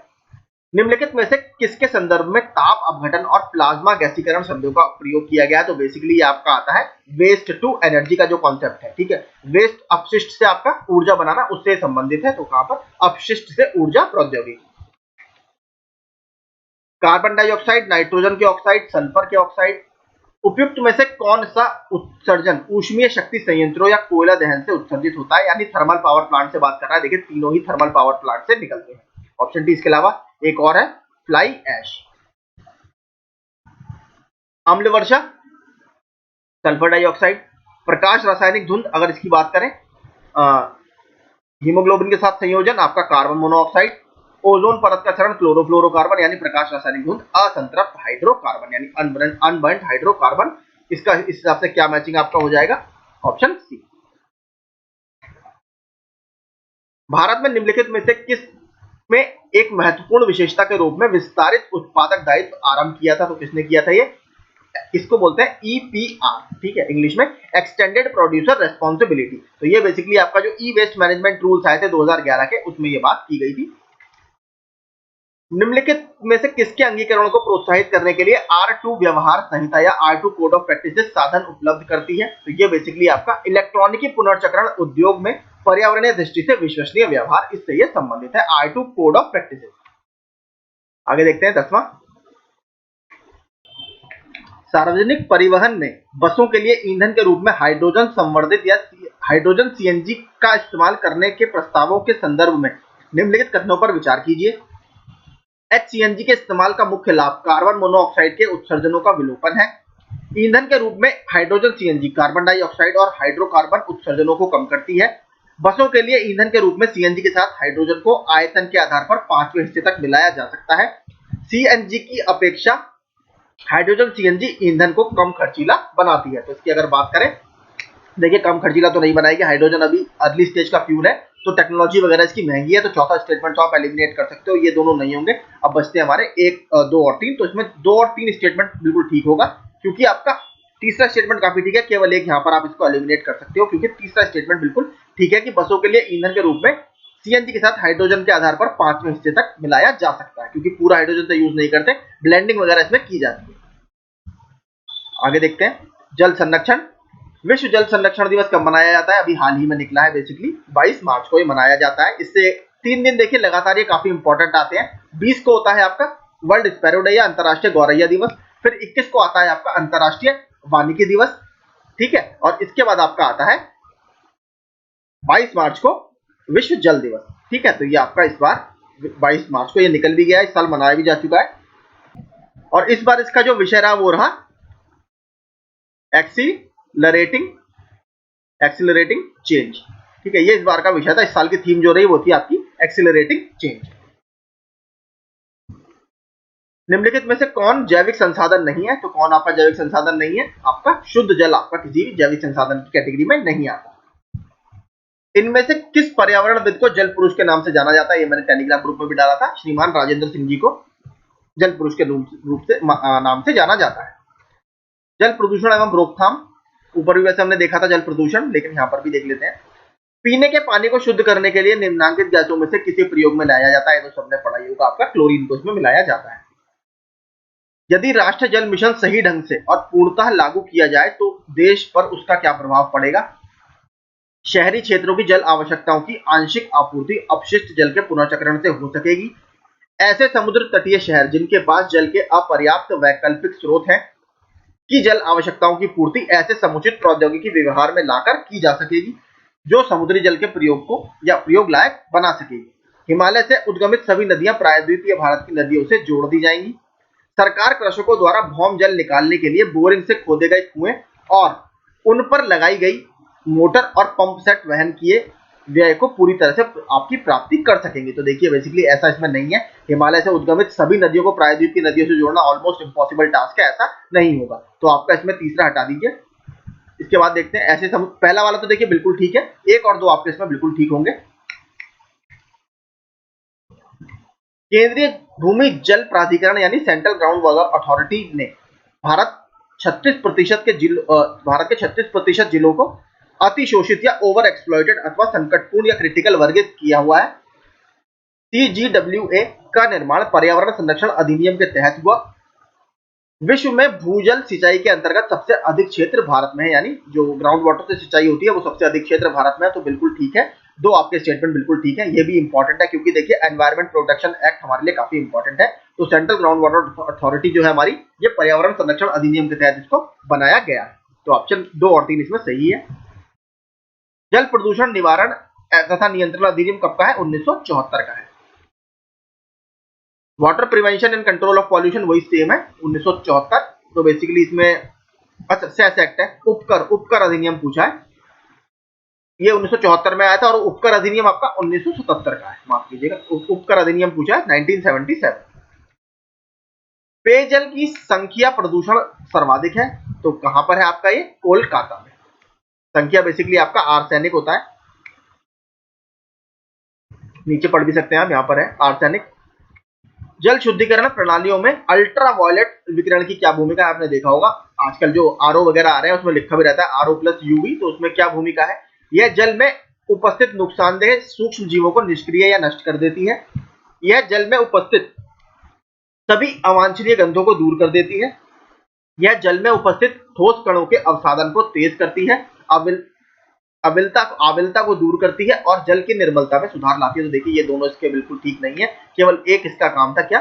नुकसानदेह सूक्ष्म जीवों को निष्क्रिय या नष्ट कर देती है। तो ऑप्शन ए इसमें ठीक होगा, केवल एक।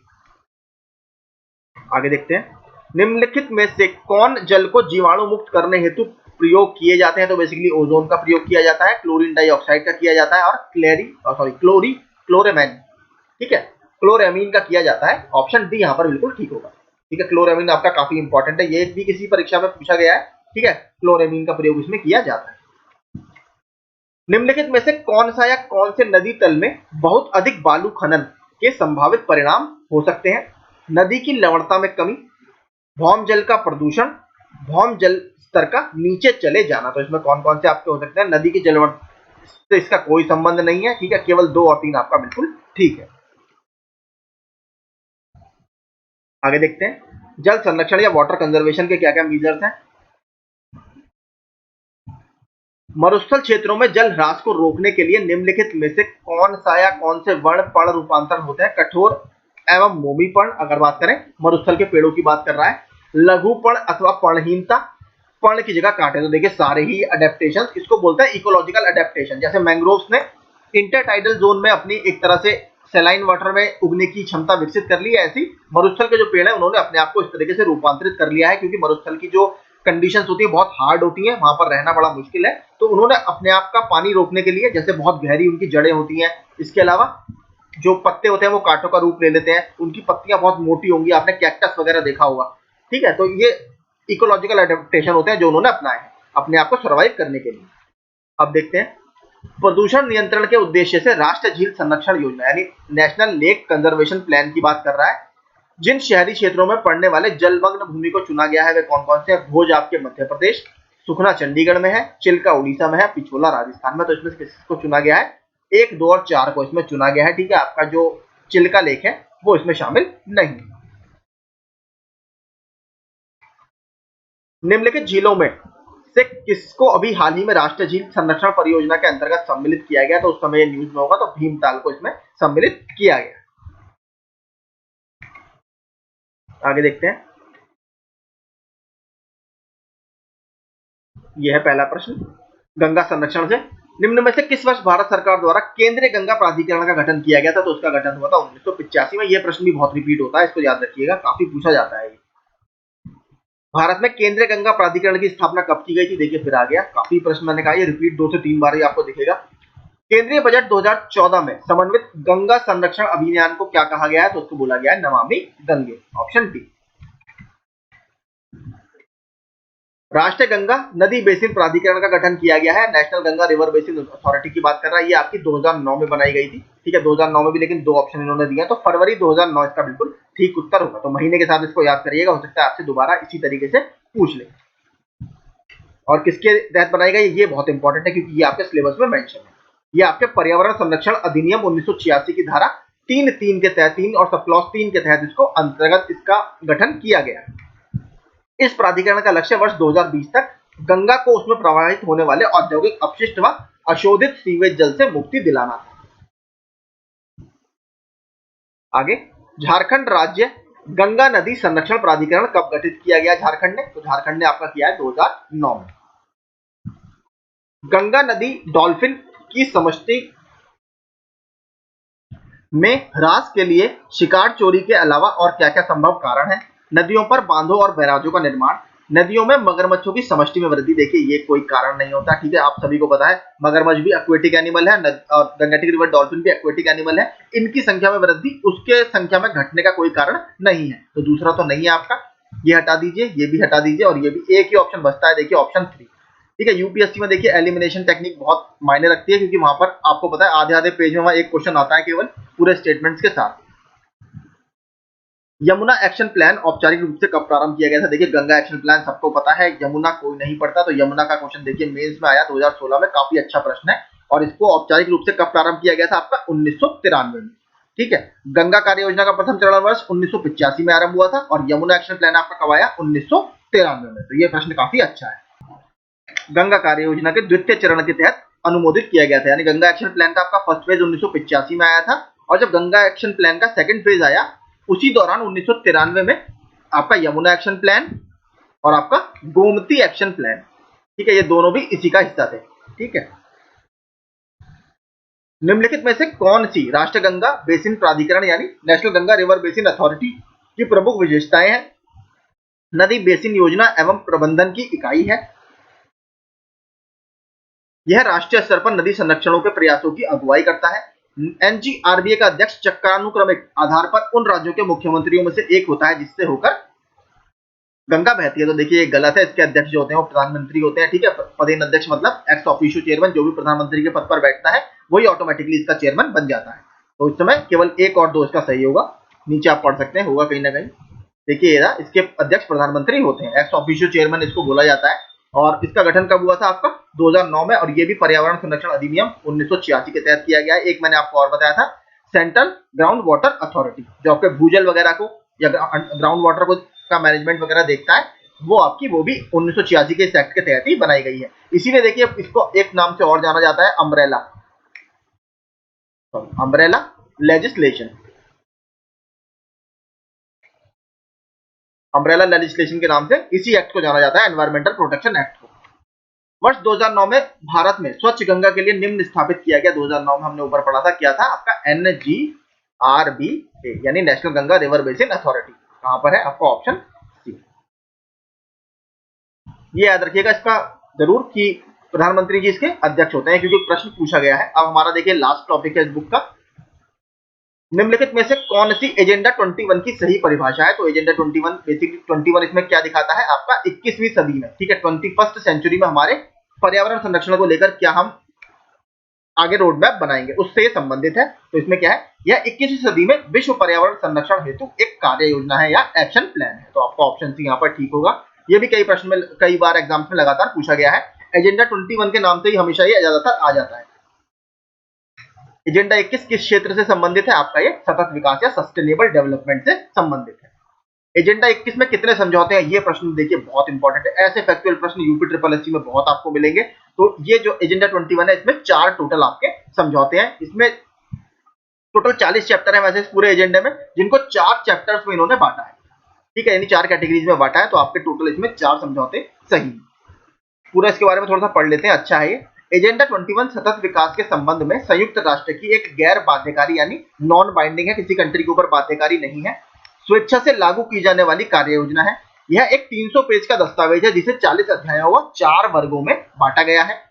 उत्तर प्रदेश लोक सेवा आयोग ने प्रारंभ में इस कुंजी के प्रश्न को विकल्प बी को सही माना था, परंतु बाद में संशोधित उत्तर कुंजी में इस प्रश्न को मूल्यांकन से बाहर कर दिया गया। एगमार्क एक्ट भारत में कब लागू किया गया था? Agriculture produce grading and marketing act इसको बोला जाता है। भारत में ये 1937 में अस्तित्व में आया है। ये प्रश्न भी बहुत अच्छा देखिए, क्योंकि आपका एग्रीकल्चर वगैरह भी आपके सिलेबस में है। अगला देखते हैं, मोटर वाहनों के टायरों और ट्यूबों के लिए भारतीय मानक ब्यूरो यानी ब्यूरो ऑफ इंडियन स्टैंडर्ड्स का मानक चिन्ह अनिवार्य है। एगमार्क खाद्य एवं कृषि संगठन द्वारा जारी एक गुणवत्ता या गुणता प्रमाणन चिन्ह है। तो देखिए बी इसमें गलत है, केवल एक स्टेटमेंट इसमें सही है। BIS आपका आपने देखा होगा, ये गोल्ड वगैरह भारत में अगर सोने वगैरह की बिक्री के लिए भी ये चाहिए होता है, तो ये आपका इसमें गलत है। FAO द्वारा ये नहीं है। मैं आपको नीचे हम थोड़ा सा इसके बारे में पढ़ लेते हैं। BIS थोड़ा सा नया है। भारतीय मानक ब्यूरो भारत का राष्ट्रीय मानक संस्थान है। भारत में औद्योगिक विकास, उपभोक्ता संरक्षण तथा दैनिक जीवन में मानकों के निर्धारण की संगठित प्रक्रिया 1947 में भारतीय मानक संस्था यानी इंडियन स्टैंडर्ड इंस्टीट्यूशन की स्थापना के साथ शुरू हुई। भारतीय मानक ब्यूरो या ब्यूरो ऑफ इंडियन स्टैंडर्ड 1 अप्रैल 1987 को संसद अधिनियम 1986 के द्वारा अस्तित्व में आया, जिसे भारतीय मानक संस्था के कर्मचारियों और संपत्तियों और देनदारियों तथा कार्यों को ग्रहण करते हुए विस्तृत कार्य क्षेत्र और अधिक शक्तियों के साथ इसको अस्तित्व में लाया गया। इसका बेसिकली मेन काम देखिए वही है, आपका सर्टिफिकेट्स वगैरह देने। बात करें एगमार्क की, एगमार्क खाद्य एवं कृषि संगठन द्वारा नहीं बल्कि भारत सरकार के विपणन एवं निरीक्षण निर्देशालय यानी DMI द्वारा जारी एक गुणवत्ता प्रमाणन चिन्ह है। तो यानी FAO उसमें लिखा था, वो आपका आंसर यहाँ पर गलत हो गया। और ये एक्ट कब आया था आपका? 1937 में। आगे देखते हैं, रासायनिक आयुध निषेध संगठन यानी organisation for the prohibition of chemical weapons के संदर्भ में निम्नलिखित कथनों पर विचार कीजिए। उस साल ये काफी न्यूज में था। यह यूरोपीय संघ का एक संगठन है जिसकी नेटो तथा WHO से कार्यकारी संधि है। देखिए पहली बात, ये नेटो से इसका कोई संबंध नहीं है, एक बेसिकली इंटरनेशनल NGO है, इसको याद रखिएगा, अंतरराष्ट्रीय गैर सरकारी संगठन है। तो ये गया और ये वाला भी आपका चला गया, और पहला स्टेटमेंट तो आपका इसमें गलत है, एक ही स्टेटमेंट बचता है, ऑप्शन बी। ठीक है, आप नीचे पढ़ सकते हैं। OPCW रासायनिक आयुध अभिसमय की कार्यान्वयन संस्था है। यह 1997 में लागू हुआ था। इसमें 193 सदस्य हैं। ठीक है, तो इसका आपका बेसिकली किससे, नेटो और WHO वगैरह से या यूरोपीय कमीशन से इसका कोई संबंध नहीं। आगे संस्थान एवं संगठन देखते हैं कौन कौन से इंपॉर्टेंट है। निम्नलिखित में से दक्षिण गंगोत्री के नाम से जाना जाता है किसको? भारत का प्रथम अंटार्कटिक शोध क्षेत्र, यानी भारत के अंटार्कटिक क्षेत्र में अगर बात करें तो सबसे पहला शोध संस्थान हमारा क्या था? दक्षिण गंगोत्री। ठीक है, अंटार्कटिक आपको पता ही है साउथ में है, तो इससे आप अंदाजा लगा सकते हैं। यहाँ पर आर्कटिक सर्कल है, यहाँ पर अंटार्कटिक है, 66.5 डिग्री नॉर्थ और 66.5 डिग्री साउथ। ठीक है, तो दक्षिण गंगोत्री हमारा पहला अंटार्कटिका में शोध संस्थान था और 1983-84 में इसकी स्थापना की गई थी। दूसरे अनुसंधान क्षेत्र हमारा क्या था? मैत्री, 1988-89 में। और तीसरा क्या है हमारा? भारती, जो 2012 में जिसकी स्थापना की गई है। फिर से वही दक्षिण गंगोत्री क्या है? अंटार्कटिका में भारत का शोध क्षेत्र। तीसरा देखते हैं, अंटार्कटिका में भारत के तृतीय शोध केंद्र का नाम क्या है? मैंने अभी ऊपर बताया आपको, भारत। आपका ऑप्शन ए। निम्नलिखित में से कौन सा अंटार्कटिका में भारत का स्थायी और उसके द्वारा परिचालित अनुसंधान स्टेशन है? तो कौन से है? भारती और मैत्री, ये तो बंद कर दिया गया है। पोषण का राष्ट्रीय संस्थान भारत का वन्यजीव संस्थान आपका देहरादून, आयुर्वेद का राष्ट्रीय संस्थान और नेशनल इंस्टीट्यूट ऑफ नेचुरोपैथी। तो अगर बात करें आपके भारत के वन्यजीव संस्थान की बात करें, पोषण का राष्ट्रीय संस्थान यानी नेशनल इंस्टीट्यूट ऑफ न्यूट्रिशन, ये आपका हैदराबाद में स्थित है। तो ए का चौथा, बी का तीसरा, ए का चौथा, एक ही विकल्प है ऑप्शन डी में, यही इसका सही उत्तर होगा। सी का आपका दूसरा हो गया जयपुर, आयुर्वेद का संस्थान और नेशनल इंस्टीट्यूट ऑफ नेचुरोपैथी आपके पुणे में स्थित है। अगला देखते हैं, राष्ट्रीय संवर्धित ऊर्जा मिशन यानी national mission for enhanced energy efficiency. ठीक है, ये आपका बेसिकली हमारा जो national action plan for climate change है 2008 वाला, उसके अंतर्गत मिशन है। तो इसको देख लेते हैं। राष्ट्रीय जल मिशन, राष्ट्रीय हिमालय पारिस्थितिकी, ये सारे ही देखिए उसके अंतर्गत मिशन है। ठीक है, अगर इसमें बात करें तो इसमें देखिए कोई भी आंसर सही नहीं है। अगर मैं बताऊं sustainable agriculture, national mission for sustainable agriculture, ये आपका 2010 का है। अगर हिमालयी इकोसिस्टम की बात करें, ये आपका 2014 का है, लेकिन 2010 देखिए इसमें कहीं भी नहीं है। तो इसमें आंसर थोड़े से ऑप्शन सही सेट नहीं हो पाए कुछ कुछ, क्योंकि देखिए लागू होना और साइन होना इसमें थोड़ा फर्क होता है, इस वजह से थोड़ा सा इसमें डाउट हो गया। पूरा इसका एक्सप्लेनेशन एक बार देख लेते हैं। देखिए मैंने आपको बताया था 2008 का national action plan for climate change के ये सारे पार्ट हैं। इसमें टोटल 8 मिशन है, वही मिशन हमें दिए हुए थे।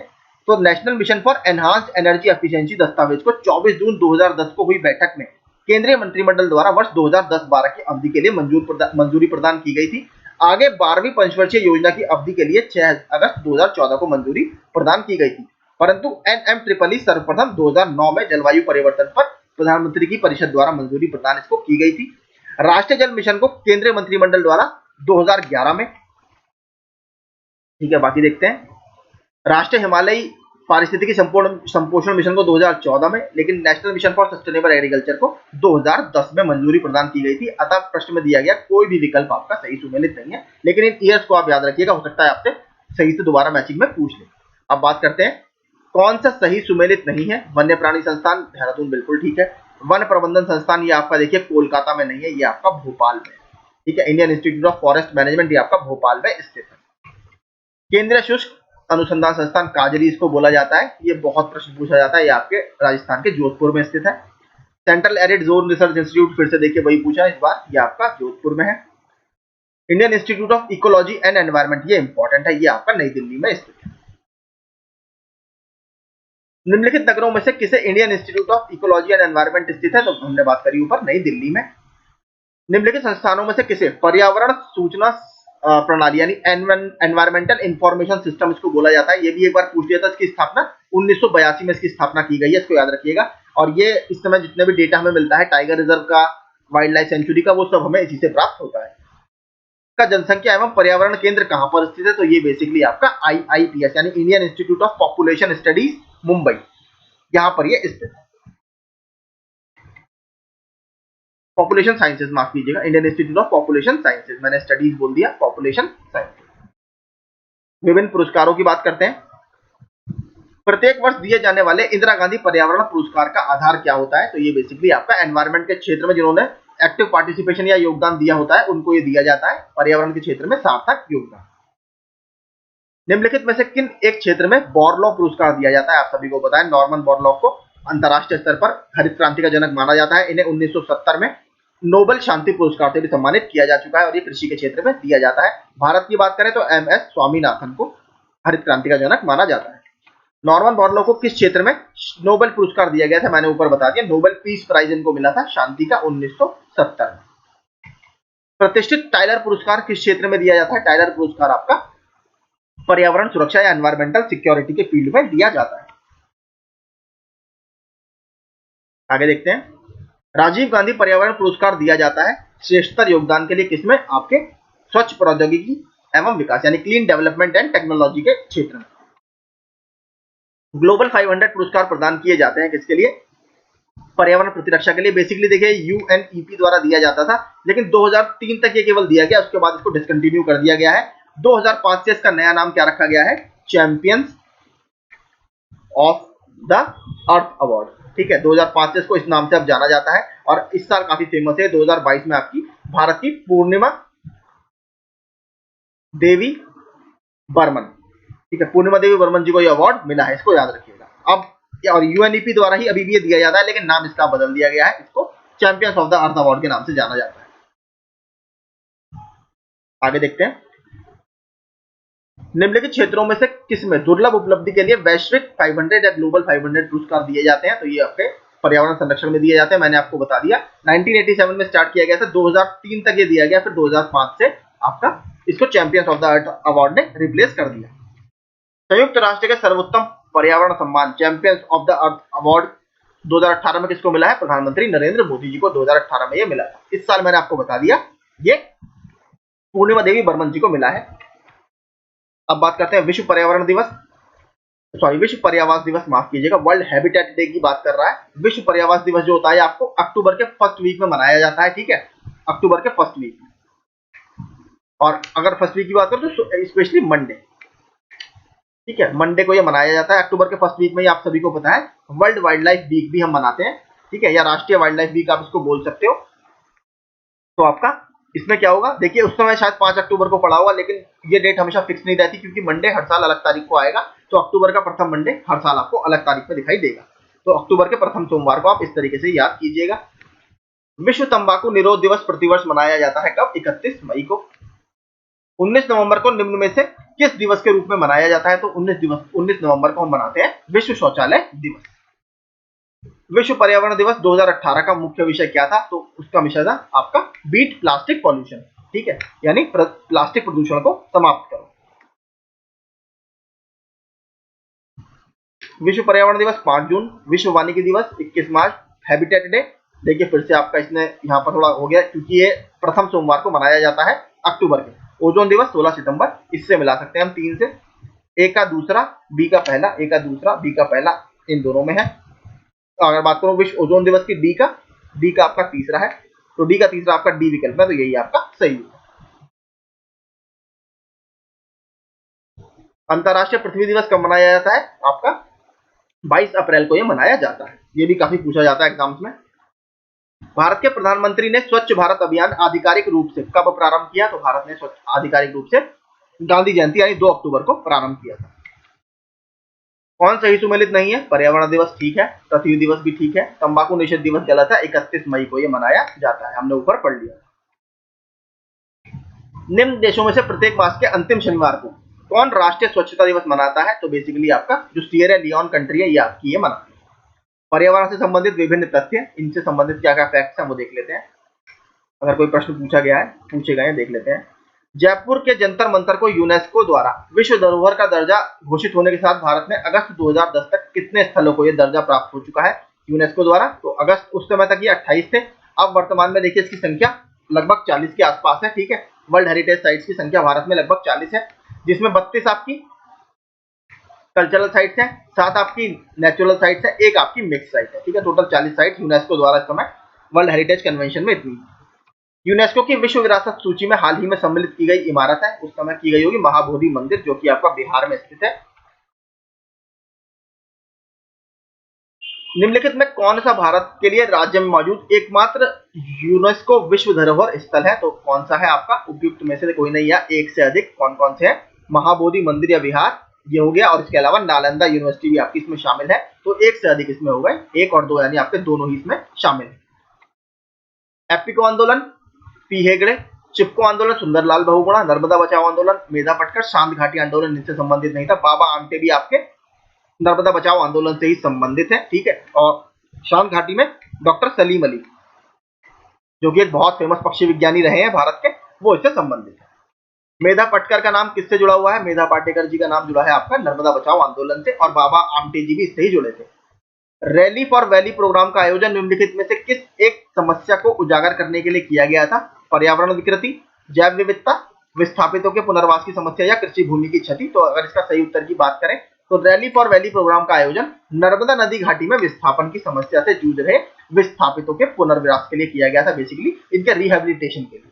जो डैम वहां पर बन रहा था उसकी वजह से विस्थापन हो रहा था लोगों का, उनको दोबारा से पुनर्वास उनका कैसे किया जाए, उसके लिए ये रैली फॉर वैली प्रोग्राम था। निम्नलिखित में से कौन मानव जनित जीवोम का एक उदाहरण है? तो कौन है मानव जनित जीवोम का उदाहरण? आपका फसली भूमि या क्रॉपलैंड। डायनासोर जीवाश्म राष्ट्रीय पार्क की स्थापना किस जिले में की जा रही है? तो ये मध्य प्रदेश का क्वेश्चन है, तो ये मध्य प्रदेश के धार में इसकी स्थापना की जा रही है। मैचिंग करने ये भी हम ऊपर वैसे कर चुके हैं, फिर भी कर लेते हैं। असम काजीरंगा, गुजरात गिर, मध्य प्रदेश कान्हा, उत्तराखंड कॉर्बेट। तो इसका सही उत्तर होगा डी। धूल प्रदूषण रोकने के लिए उपयुक्त वृक्ष है, तो बेसिकली सीता अशोक वृक्ष का यूज इसमें किया जाता है।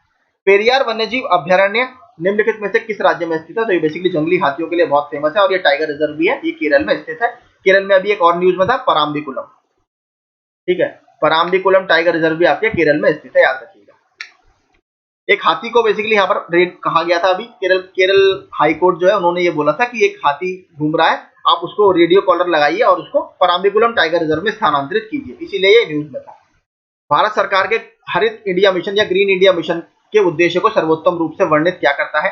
पर्यावरणीय लाभों एवं लागतों को केंद्र एवं राज्य के बजट में सम्मिलित करते हुए एतद द्वारा हरित लेखाकरण या ग्रीन अकाउंटिंग को अमल में लाना, कृषि उत्पाद के संवर्धन हेतु द्वितीय हरित क्रांति आरंभ करना, जिससे भविष्य में सभी के लिए खाद्य सुरक्षा सुनिश्चित हो, वन आच्छादन की पुनर्प्राप्ति और संवर्धन करना, तथा अनुकूलन अडेप्टेशन यानी न्यूनीकरण और मिटिगेशन के संयुक्त उपायों से जलवायु परिवर्तन का प्रत्युत्तर देना। तो बेसिकली इसमें 10 मिलियन हेक्टेयर वगैरह में हमारा 10 मिलियन हेक्टेयर में पेड़ लगाने या वृक्षारोपण का कार्यक्रम है, बाकी ऊपर वाले से कोई संबंधित नहीं। तो ऑप्शन सी यहाँ पर सही होगा।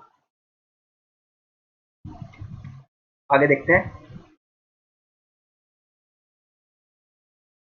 10 मिलियन देखिए मैंने आपको बताया था 50 लाख या 50 लाख या 10 मिलियन मतलब आपका 1 करोड़ हो गया। तो आपका इतने पर आपको फॉरेस्टेशन करना है, ये आप इसके फैक्ट पॉज करके पढ़ सकते हैं। प्राकृतिक आपदा ह्रासीकरण का अंतरराष्ट्रीय दशक माना जाता है, तो अंतरराष्ट्रीय दशक इसका 1990 से 1999 का दशक डिक्लेयर था, लेकिन इसमें कोई भी ऑप्शन ऐसा नहीं है। तो आपका ये 2021 से 2030 का मैं आपको बता देता हूं कौन सा दशक चल रहा है। इकोसिस्टम रेस्टोरेशन का हमारा अभी दशक चल रहा है। आपदा प्रबंधन एक्ट बनाया गया था, कब आया था ये? तो 2005 में आया था, नेशनल डिजास्टर मैनेजमेंट एक्ट। राष्ट्रीय आपदा प्रबंधन प्राधिकरण का गठन कब हुआ है? तो ये गठन भी आपका 2005 में किया गया था, एनडीएमए बोला जाता है, नेशनल डिजास्टर मैनेजमेंट अथॉरिटी। निम्न में से कौन सा आपदा के बाद का उपाय है? तो आपदा के बाद का उपाय क्या है? पुनर्निर्माण, यानी आप जो दोबारा से रिकंस्ट्रक्शन करते हो, ये आपके आपदा के बाद आप शुरू करते हो। निम्नलिखित में से किसे मेगा डाइवर्स देश के रूप में जाना जाता है? तो ऑस्ट्रेलिया मेगा डाइवर्स देश है। टोटल 17 मेगा डाइवर्स देश दुनिया में माने जाते हैं और भारत भी इसमें शामिल है, याद रखिएगा। टोटल 17 होगा कहीं। कंजर्वेशन इंटरनेशनल ने 1998 में 17 मेगा डाइवर्स देशों की पहचान की थी, जिसमें आपका ऑस्ट्रेलिया है और भारत भी इसमें से एक है। निम्नलिखित में से कौन सदाबहार फल वृक्ष है? तो कौन इसमें सदाबहार फल वृक्ष है? आपका लोकार्ड जो है ये सदाबहार फल का वृक्ष है। जापान में लोकार्ड का अत्यधिक उत्पादन होता है। तो कहां पर, अगर आपसे पूछा जाए कहां पर आपको ज्यादा मिलेगा, ये लोकार्ड आपको जापान में बहुत ज्यादा मिलेगा। मौसम अनुश्रवण युक्ति सोडार स्थापित है जयपुर में, कटक में, चंडीगढ़ में तथा कैगा तथा कलपक्कम में। तो इसका जो अगर मौसम अनुश्रवण का रडार की बात करें तो आपके ये कैगा और कलपक्कम में स्थित है। कैगा, कलपक्कम, तारापुर और टॉम्बे में स्थित है। देश में विंटर लाइन की प्राकृतिक परिघटना किस नगर में दृश्यमान होती है? तो विंटर लाइन की प्राकृतिक परिघटना हमें मसूरी में देखने के लिए मिलेगी, भारत में। ठीक है, और इसके अलावा स्विट्जरलैंड के कुछ क्षेत्रों में विंटर लाइन आपको दृश्यमान दिखेगी। यदि आप ग्रामीण क्षेत्रों से होकर गुजरते हैं तो आपको यह देखने को मिल सकता है कि अनेक प्रकार के पक्षी चरने वाले पशुओं के या भैंसों के पीछे पीछे चलते हैं और उनके घास में चलने से अशांत होने वाले कीटों को पकड़ते हैं। निम्नलिखित में से कौन सा या कौन से ऐसे पक्षी हैं? तो आपका चित्रित बलाक, साधारण मैना या काली गर्दन वाला सारस। तो इसमें से देखिए केवल दो, जो साधारण मैना है ये ऐसी पक्षी। निम्नलिखित में से किसकी औषध शुद्ध प्राथमिकता सबसे कम है? तो सबसे कम आपकी जो आपकी एवरेज नेट प्राइमरी प्रोडक्टिविटी है, सबसे कम आपकी शीतोष्ण कटिबंधीय घास के प्रदेशों की है, ऑप्शन सी। ये भी काफी अच्छा प्रश्न है आपके फॉरेस्ट के लिए। भारत का राष्ट्रीय सामुद्रिक पार्क कहां पर अवस्थित है? तो इंडिया का राष्ट्रीय सामुद्रिक पार्क कच्छ की खाड़ी में अवस्थित है, ऑप्शन ए। भीतरकणिका, जिसे हाल ही में विश्व धरोहर की सूची में शामिल किया गया है, कहां पर है? भीतरकणिका मैंग्रोव, ये मैंग्रोव के लिए भी बहुत फेमस है, आपके उड़ीसा में स्थित है। नामदाफा अरुणाचल प्रदेश, बांदीपुर कर्नाटक, पेरियार केरल, लामजाओ मणिपुर। मिला लीजिएगा इसको। 25 में का हमारा क्या होगा? Option A. अब देखते हैं मिसलेनियस फैक्ट या विविध तथ्य, इनसे संबंधित कौन से क्वेश्चन आए हैं। त्वचा कैंसर, ध्वनि प्रदूषण को डेसिबल में नापते हैं, वैश्विक तापन, कार्बन डाइऑक्साइड, ओजोन क्षेत्र, क्लोरोफ्लोरोकार्बन, और आपका त्वचा कैंसर पराबैंगनी किरणें। अगर आपका ओजोन क्षेत्र में, ओजोन परत में छेद हो जाता है तो आपको त्वचा कैंसर या स्किन कैंसर की घटनाएं बढ़ सकती हैं। तो इसका क्या मैचिंग होगा? सही, ऑप्शन बी। फिर देखिए वही सेम क्वेश्चन है ऊपर वाले। अगला, उत्तर प्रदेश में प्रथम बायोटेक पार्क स्थापित किया गया है, कहां पर? तो लखनऊ में स्थापित किया गया है। सुनामी की उत्पत्ति किसके द्वारा होती है? तो बेसिकली अगर आपके जो भूकंप का केंद्र है अगर वो समुद्र के नीचे होता है तो आपकी सुनामी उत्पन्न होती है। तो ऑप्शन सी यहाँ पर सही होगा, समुद्र के भीतर उत्पन्न होने वाले भूकंप। निम्नलिखित में से कौन सा एक भारत का राष्ट्रीय जलीय प्राणी है? 2009 में इसको नेशनल एक्वेटिक एनिमल घोषित किया गया था, गंगा रिवर की डॉल्फिन। ठीक है, ऑप्शन सी। आगे देखते हैं। हाँ, मौसम विज्ञान संबंधी प्रेषण के लिए निम्नलिखित में से किसको गुब्बारों में भरने के लिए प्रयोग में लाया जाता है? तो क्या भरी जाती है? गुब्बारों में हीलियम। मानव जनसंख्या के श्रेष्ठतर जीवन यापन के लिए निम्न में से कौन सा कदम सर्वाधिक महत्वपूर्ण है? तो इसमें वनारोपण आपका सबसे इंपॉर्टेंट माना जाता है, क्योंकि आपको ये ऑक्सीजन प्रदान करता है। अगर किसी क्षेत्र का लैंडसेट आंकड़ा आज मिलता है तो उसके पश्चिम में स्थित क्षेत्र का आंकड़ा आपको कब उपलब्ध होगा? तो ये आपको मिलेगा उसी समय, स्थानीय समय के अनुसार कुछ दिनों बाद, ऑप्शन सी। निम्नलिखित में से किस हरिकेन ने सन 2012 में यूएसए के उत्तर पूर्वी एवं पूर्वी तटीय प्रांतों को दुष्प्रभावित किया? उस समय न्यूज में होगा ये, तो ये था आपका सैंडी। निम्न में से किसे डायनासोर्स का कब्रिस्तान कहा जाता है? तो किसको बोला जाता है? मोंटाना को। ठीक है, वेस्ट अमेरिका में स्थित है, अमेरिका में। ठीक है, मोंटाना। इको मार्क योजना 1991 में उपभोक्ताओं को ऐसे उत्पादों को खरीदने के लिए प्रोत्साहित करने की योजना आरंभ की गई जिसका पर्यावरण प्रभाव कम हानिकर हो। निम्नलिखित उपभोक्ता उत्पादों में से कौन सा इस योजना के अंतर्गत अधिसूचित नहीं है? तो बेसिकली जो औषधियां और प्रतिजैविकी आते हैं ये इसमें कवर नहीं किए जाते, ऑप्शन डी। भारत में पूर्व संवेष्टित या प्री पैकेज वस्तुओं के संदर्भ में खाद्य सुरक्षा और मानक पैकेजिंग और लेबलिंग विनियमन 2011 के अनुसार किसी निर्माता को मुख्य लेवल पर निम्नलिखित में से कौन सी सूचना अंकित करना अनिवार्य है? संघटकों की सूची जिसमें संयोजी शामिल है, पोषक विषयक सूचना, चिकित्सा व्यवसाय द्वारा दी गई किसी एलर्जी प्रतिक्रिया की संभावना के संदर्भ में संस्तुतियां यदि कोई है, और या फिर शाकाहारी मांसाहारी। तो इसमें से कौन सा स्टेटमेंट 12th का सही है हमारा? 1, 2 एंड 4। ठीक है, 1, 2 और 4 इसमें बिल्कुल ठीक है। इसमें क्या क्या सूची है? संगठकों की सूची जिसमें संयोजी शामिल है, पोषक विषयक सूचना और आपका शाकाहारी मांसाहारी इत्यादि। कौन सा भारतीय वैज्ञानिक यूनेप द्वारा फादर ऑफ इकोनॉमिक इकोलॉजी बोला जाता है? तो एम एस स्वामीनाथन जी को बोला जाता है। अगर बात करें फादर ऑफ इंडियन इकोलॉजी, ठीक है, इकोनॉमिक इकोलॉजी नहीं, इंडियन इकोलॉजी, तो रामधारस मिश्रा जी या आर मिश्रा जी को ये बोला जाता है फादर ऑफ इंडियन इकोलॉजी। प्रायद्वीपीय भारत में निम्न हिम युगों में से किस युग में हिमानीकृत हुआ? तो ये बेसिकली हुआ था आपका प्लीस्टोसीन हिम युग में। अगला, बॉम्बे नेचुरल हिस्ट्री सोसाइटी के संदर्भ में निम्नलिखित कथनों पर विचार कीजिए। यह पर्यावरण एवं वन मंत्रालय के तहत एक स्वायत्त संगठन है। यह क्रिया आधारित अनुसंधान, शिक्षा एवं लोक जागरूकता के माध्यम से प्रकृति को बचाने का प्रयास करता है। ठीक है, यह आम जनता के लिए प्राकृतिक खोज यात्राओं एवं शिविरों का आयोजन संचालन करता है। तो देखिए, एक पहला स्टेटमेंट इसमें ठीक नहीं है, ये ministry of environment, forest and climate change के अंतर्गत नहीं आता। आपको option C, Bombay natural history society एक गैर सरकारी संगठन है, यानी एनजीओ है। और ये देखिए भारत में बर्ड वगैरह के लिए, ठीक है, बहुत ज्यादा फेमस है। बर्ड वगैरह की काउंटिंग वगैरह में काफी बड़ा रोल प्ले करता है। इसके अलावा लगभग 4 भारत में जो वल्चर कंजर्वेशन सेंटर है या गिद्ध प्रजनन संरक्षण केंद्र है, प्रजनन केंद्र है, उसका भी मैनेजमेंट ये बीएनएचएस करता है। ठीक है, तो पक्षियों के क्षेत्र में इसको काफी एक्सपर्टीज हासिल है और भारत की काफी पुरानी संस्था भी है। देखिए आप 1883 में इसकी स्थापना की गई है, 1883 में, तो बहुत पुरानी संस्था भी है। इसमें से कौन सा पौधा नाइट्रोजन स्थिरीकरण में सहायक नहीं है, यानी नाइट्रोजन फिक्सेशन में सहायक नहीं है? तो क्या नहीं है आपका? धान या पैडी फील्ड्स आपके इसमें सहायक नहीं होते। बेसिकली लेग्यूमिनस क्रॉप्स जो होती हैं, ठीक है, वो इसमें सहायक होती हैं। लेग्यूमिनस क्रॉप्स, ये याद रखिएगा, दलहनी फसलें जिन्हें बोलते हो आप। भारत के सबसे बड़े चरखे के संदर्भ में निम्नलिखित में से कौन से कथन सही है? इसका उद्घाटन नोएडा में हुआ, यह उपयोग किए हुए प्लास्टिक कचरे से बना है। ठीक है, तो इसमें दोनों स्टेटमेंट आपके बिल्कुल ठीक है। 17वें का होगा ऑप्शन सी। गांधी जी की 150वीं जयंती की पूर्व संध्या पर नोएडा में प्लास्टिक कचरे से निर्मित सबसे बड़े चरखे का लोकार्पण किया गया। हाल ही में कितने भारतीय समुद्र तटों को ब्लू फ्लैग सर्टिफिकेशन के लिए अनुशंसित किया गया है? तो उस समय कितने हो गए? 8, इस समय टोटल 12 है भारत में। अभी रिसेंटली 2 मिले हैं लक्षद्वीप के, एक है कदमत, दूसरा है मिनिकॉय थुंडी। ठीक है, मिनिकॉय थुंडी बीच। अब टोटल भारत में 12 ब्लू फ्लैग सर्टिफिकेशन के बीचेस हैं, ये 2 लेटेस्ट हैं। भारत में मिट्टी बचाओ आंदोलन कहां से प्रारंभ हुआ? तो भारत में मिट्टी बचाओ आंदोलन आपका होशंगाबाद मध्य प्रदेश से प्रारंभ हुआ। आयोग ने इसका आंसर सी माना था, जो कि गलत था। आप कहीं भी पढ़ेंगे मध्य प्रदेश ही इसका ठीक आंसर है। विश्व की सर्वाधिक समस्यात्मक जलीय घास फूस है। देखिए मैंने आपको उस दिन बताया था, आप लोग जलकुंभी याद करते हैं। ठीक है, जलकुंभी का देखिए यहाँ पर साइंटिफिक नेम उसने पूछ लिया, क्या? इकॉर्निया। ठीक है, इकॉर्निया है जलकुंभी, लेकिन सबसे खतरनाक ये मानी जाती है। तो इकॉर्निया भी आप याद रखिएगा, कभी आपसे यही पूछ ले। तो झारखंड पीसीएस का प्रश्न 2021 का ही है, तो ये काफी अच्छा है। यह एक स्वतंत्र प्लावक पादप है, इसमें जाइलम अल्प विकसित होता है। यह विश्व की सर्वाधिक समस्यात्मक जलीय घास फूस है, जो मूलतः अमेज़न में पाई जाती है। भारत में इसे बंगाल का आतंक भी कहा जाता है। ठीक है, तो ये आपके लिए काफी इंपॉर्टेंट है।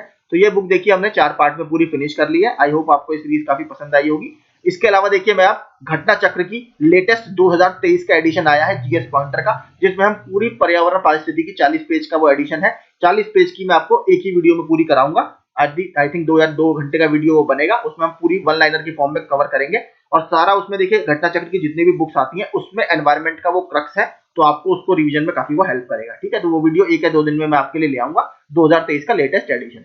ठीक है, तो अगर आपको वीडियोस पसंद आते हो तो प्लीज हमारे चैनल को सब्सक्राइब जरूर कीजिएगा और रेगुलर क्विज के लिए आप टेलीग्राम ग्रुप हमारा ज्वाइन कर सकते हैं। Thank you so much.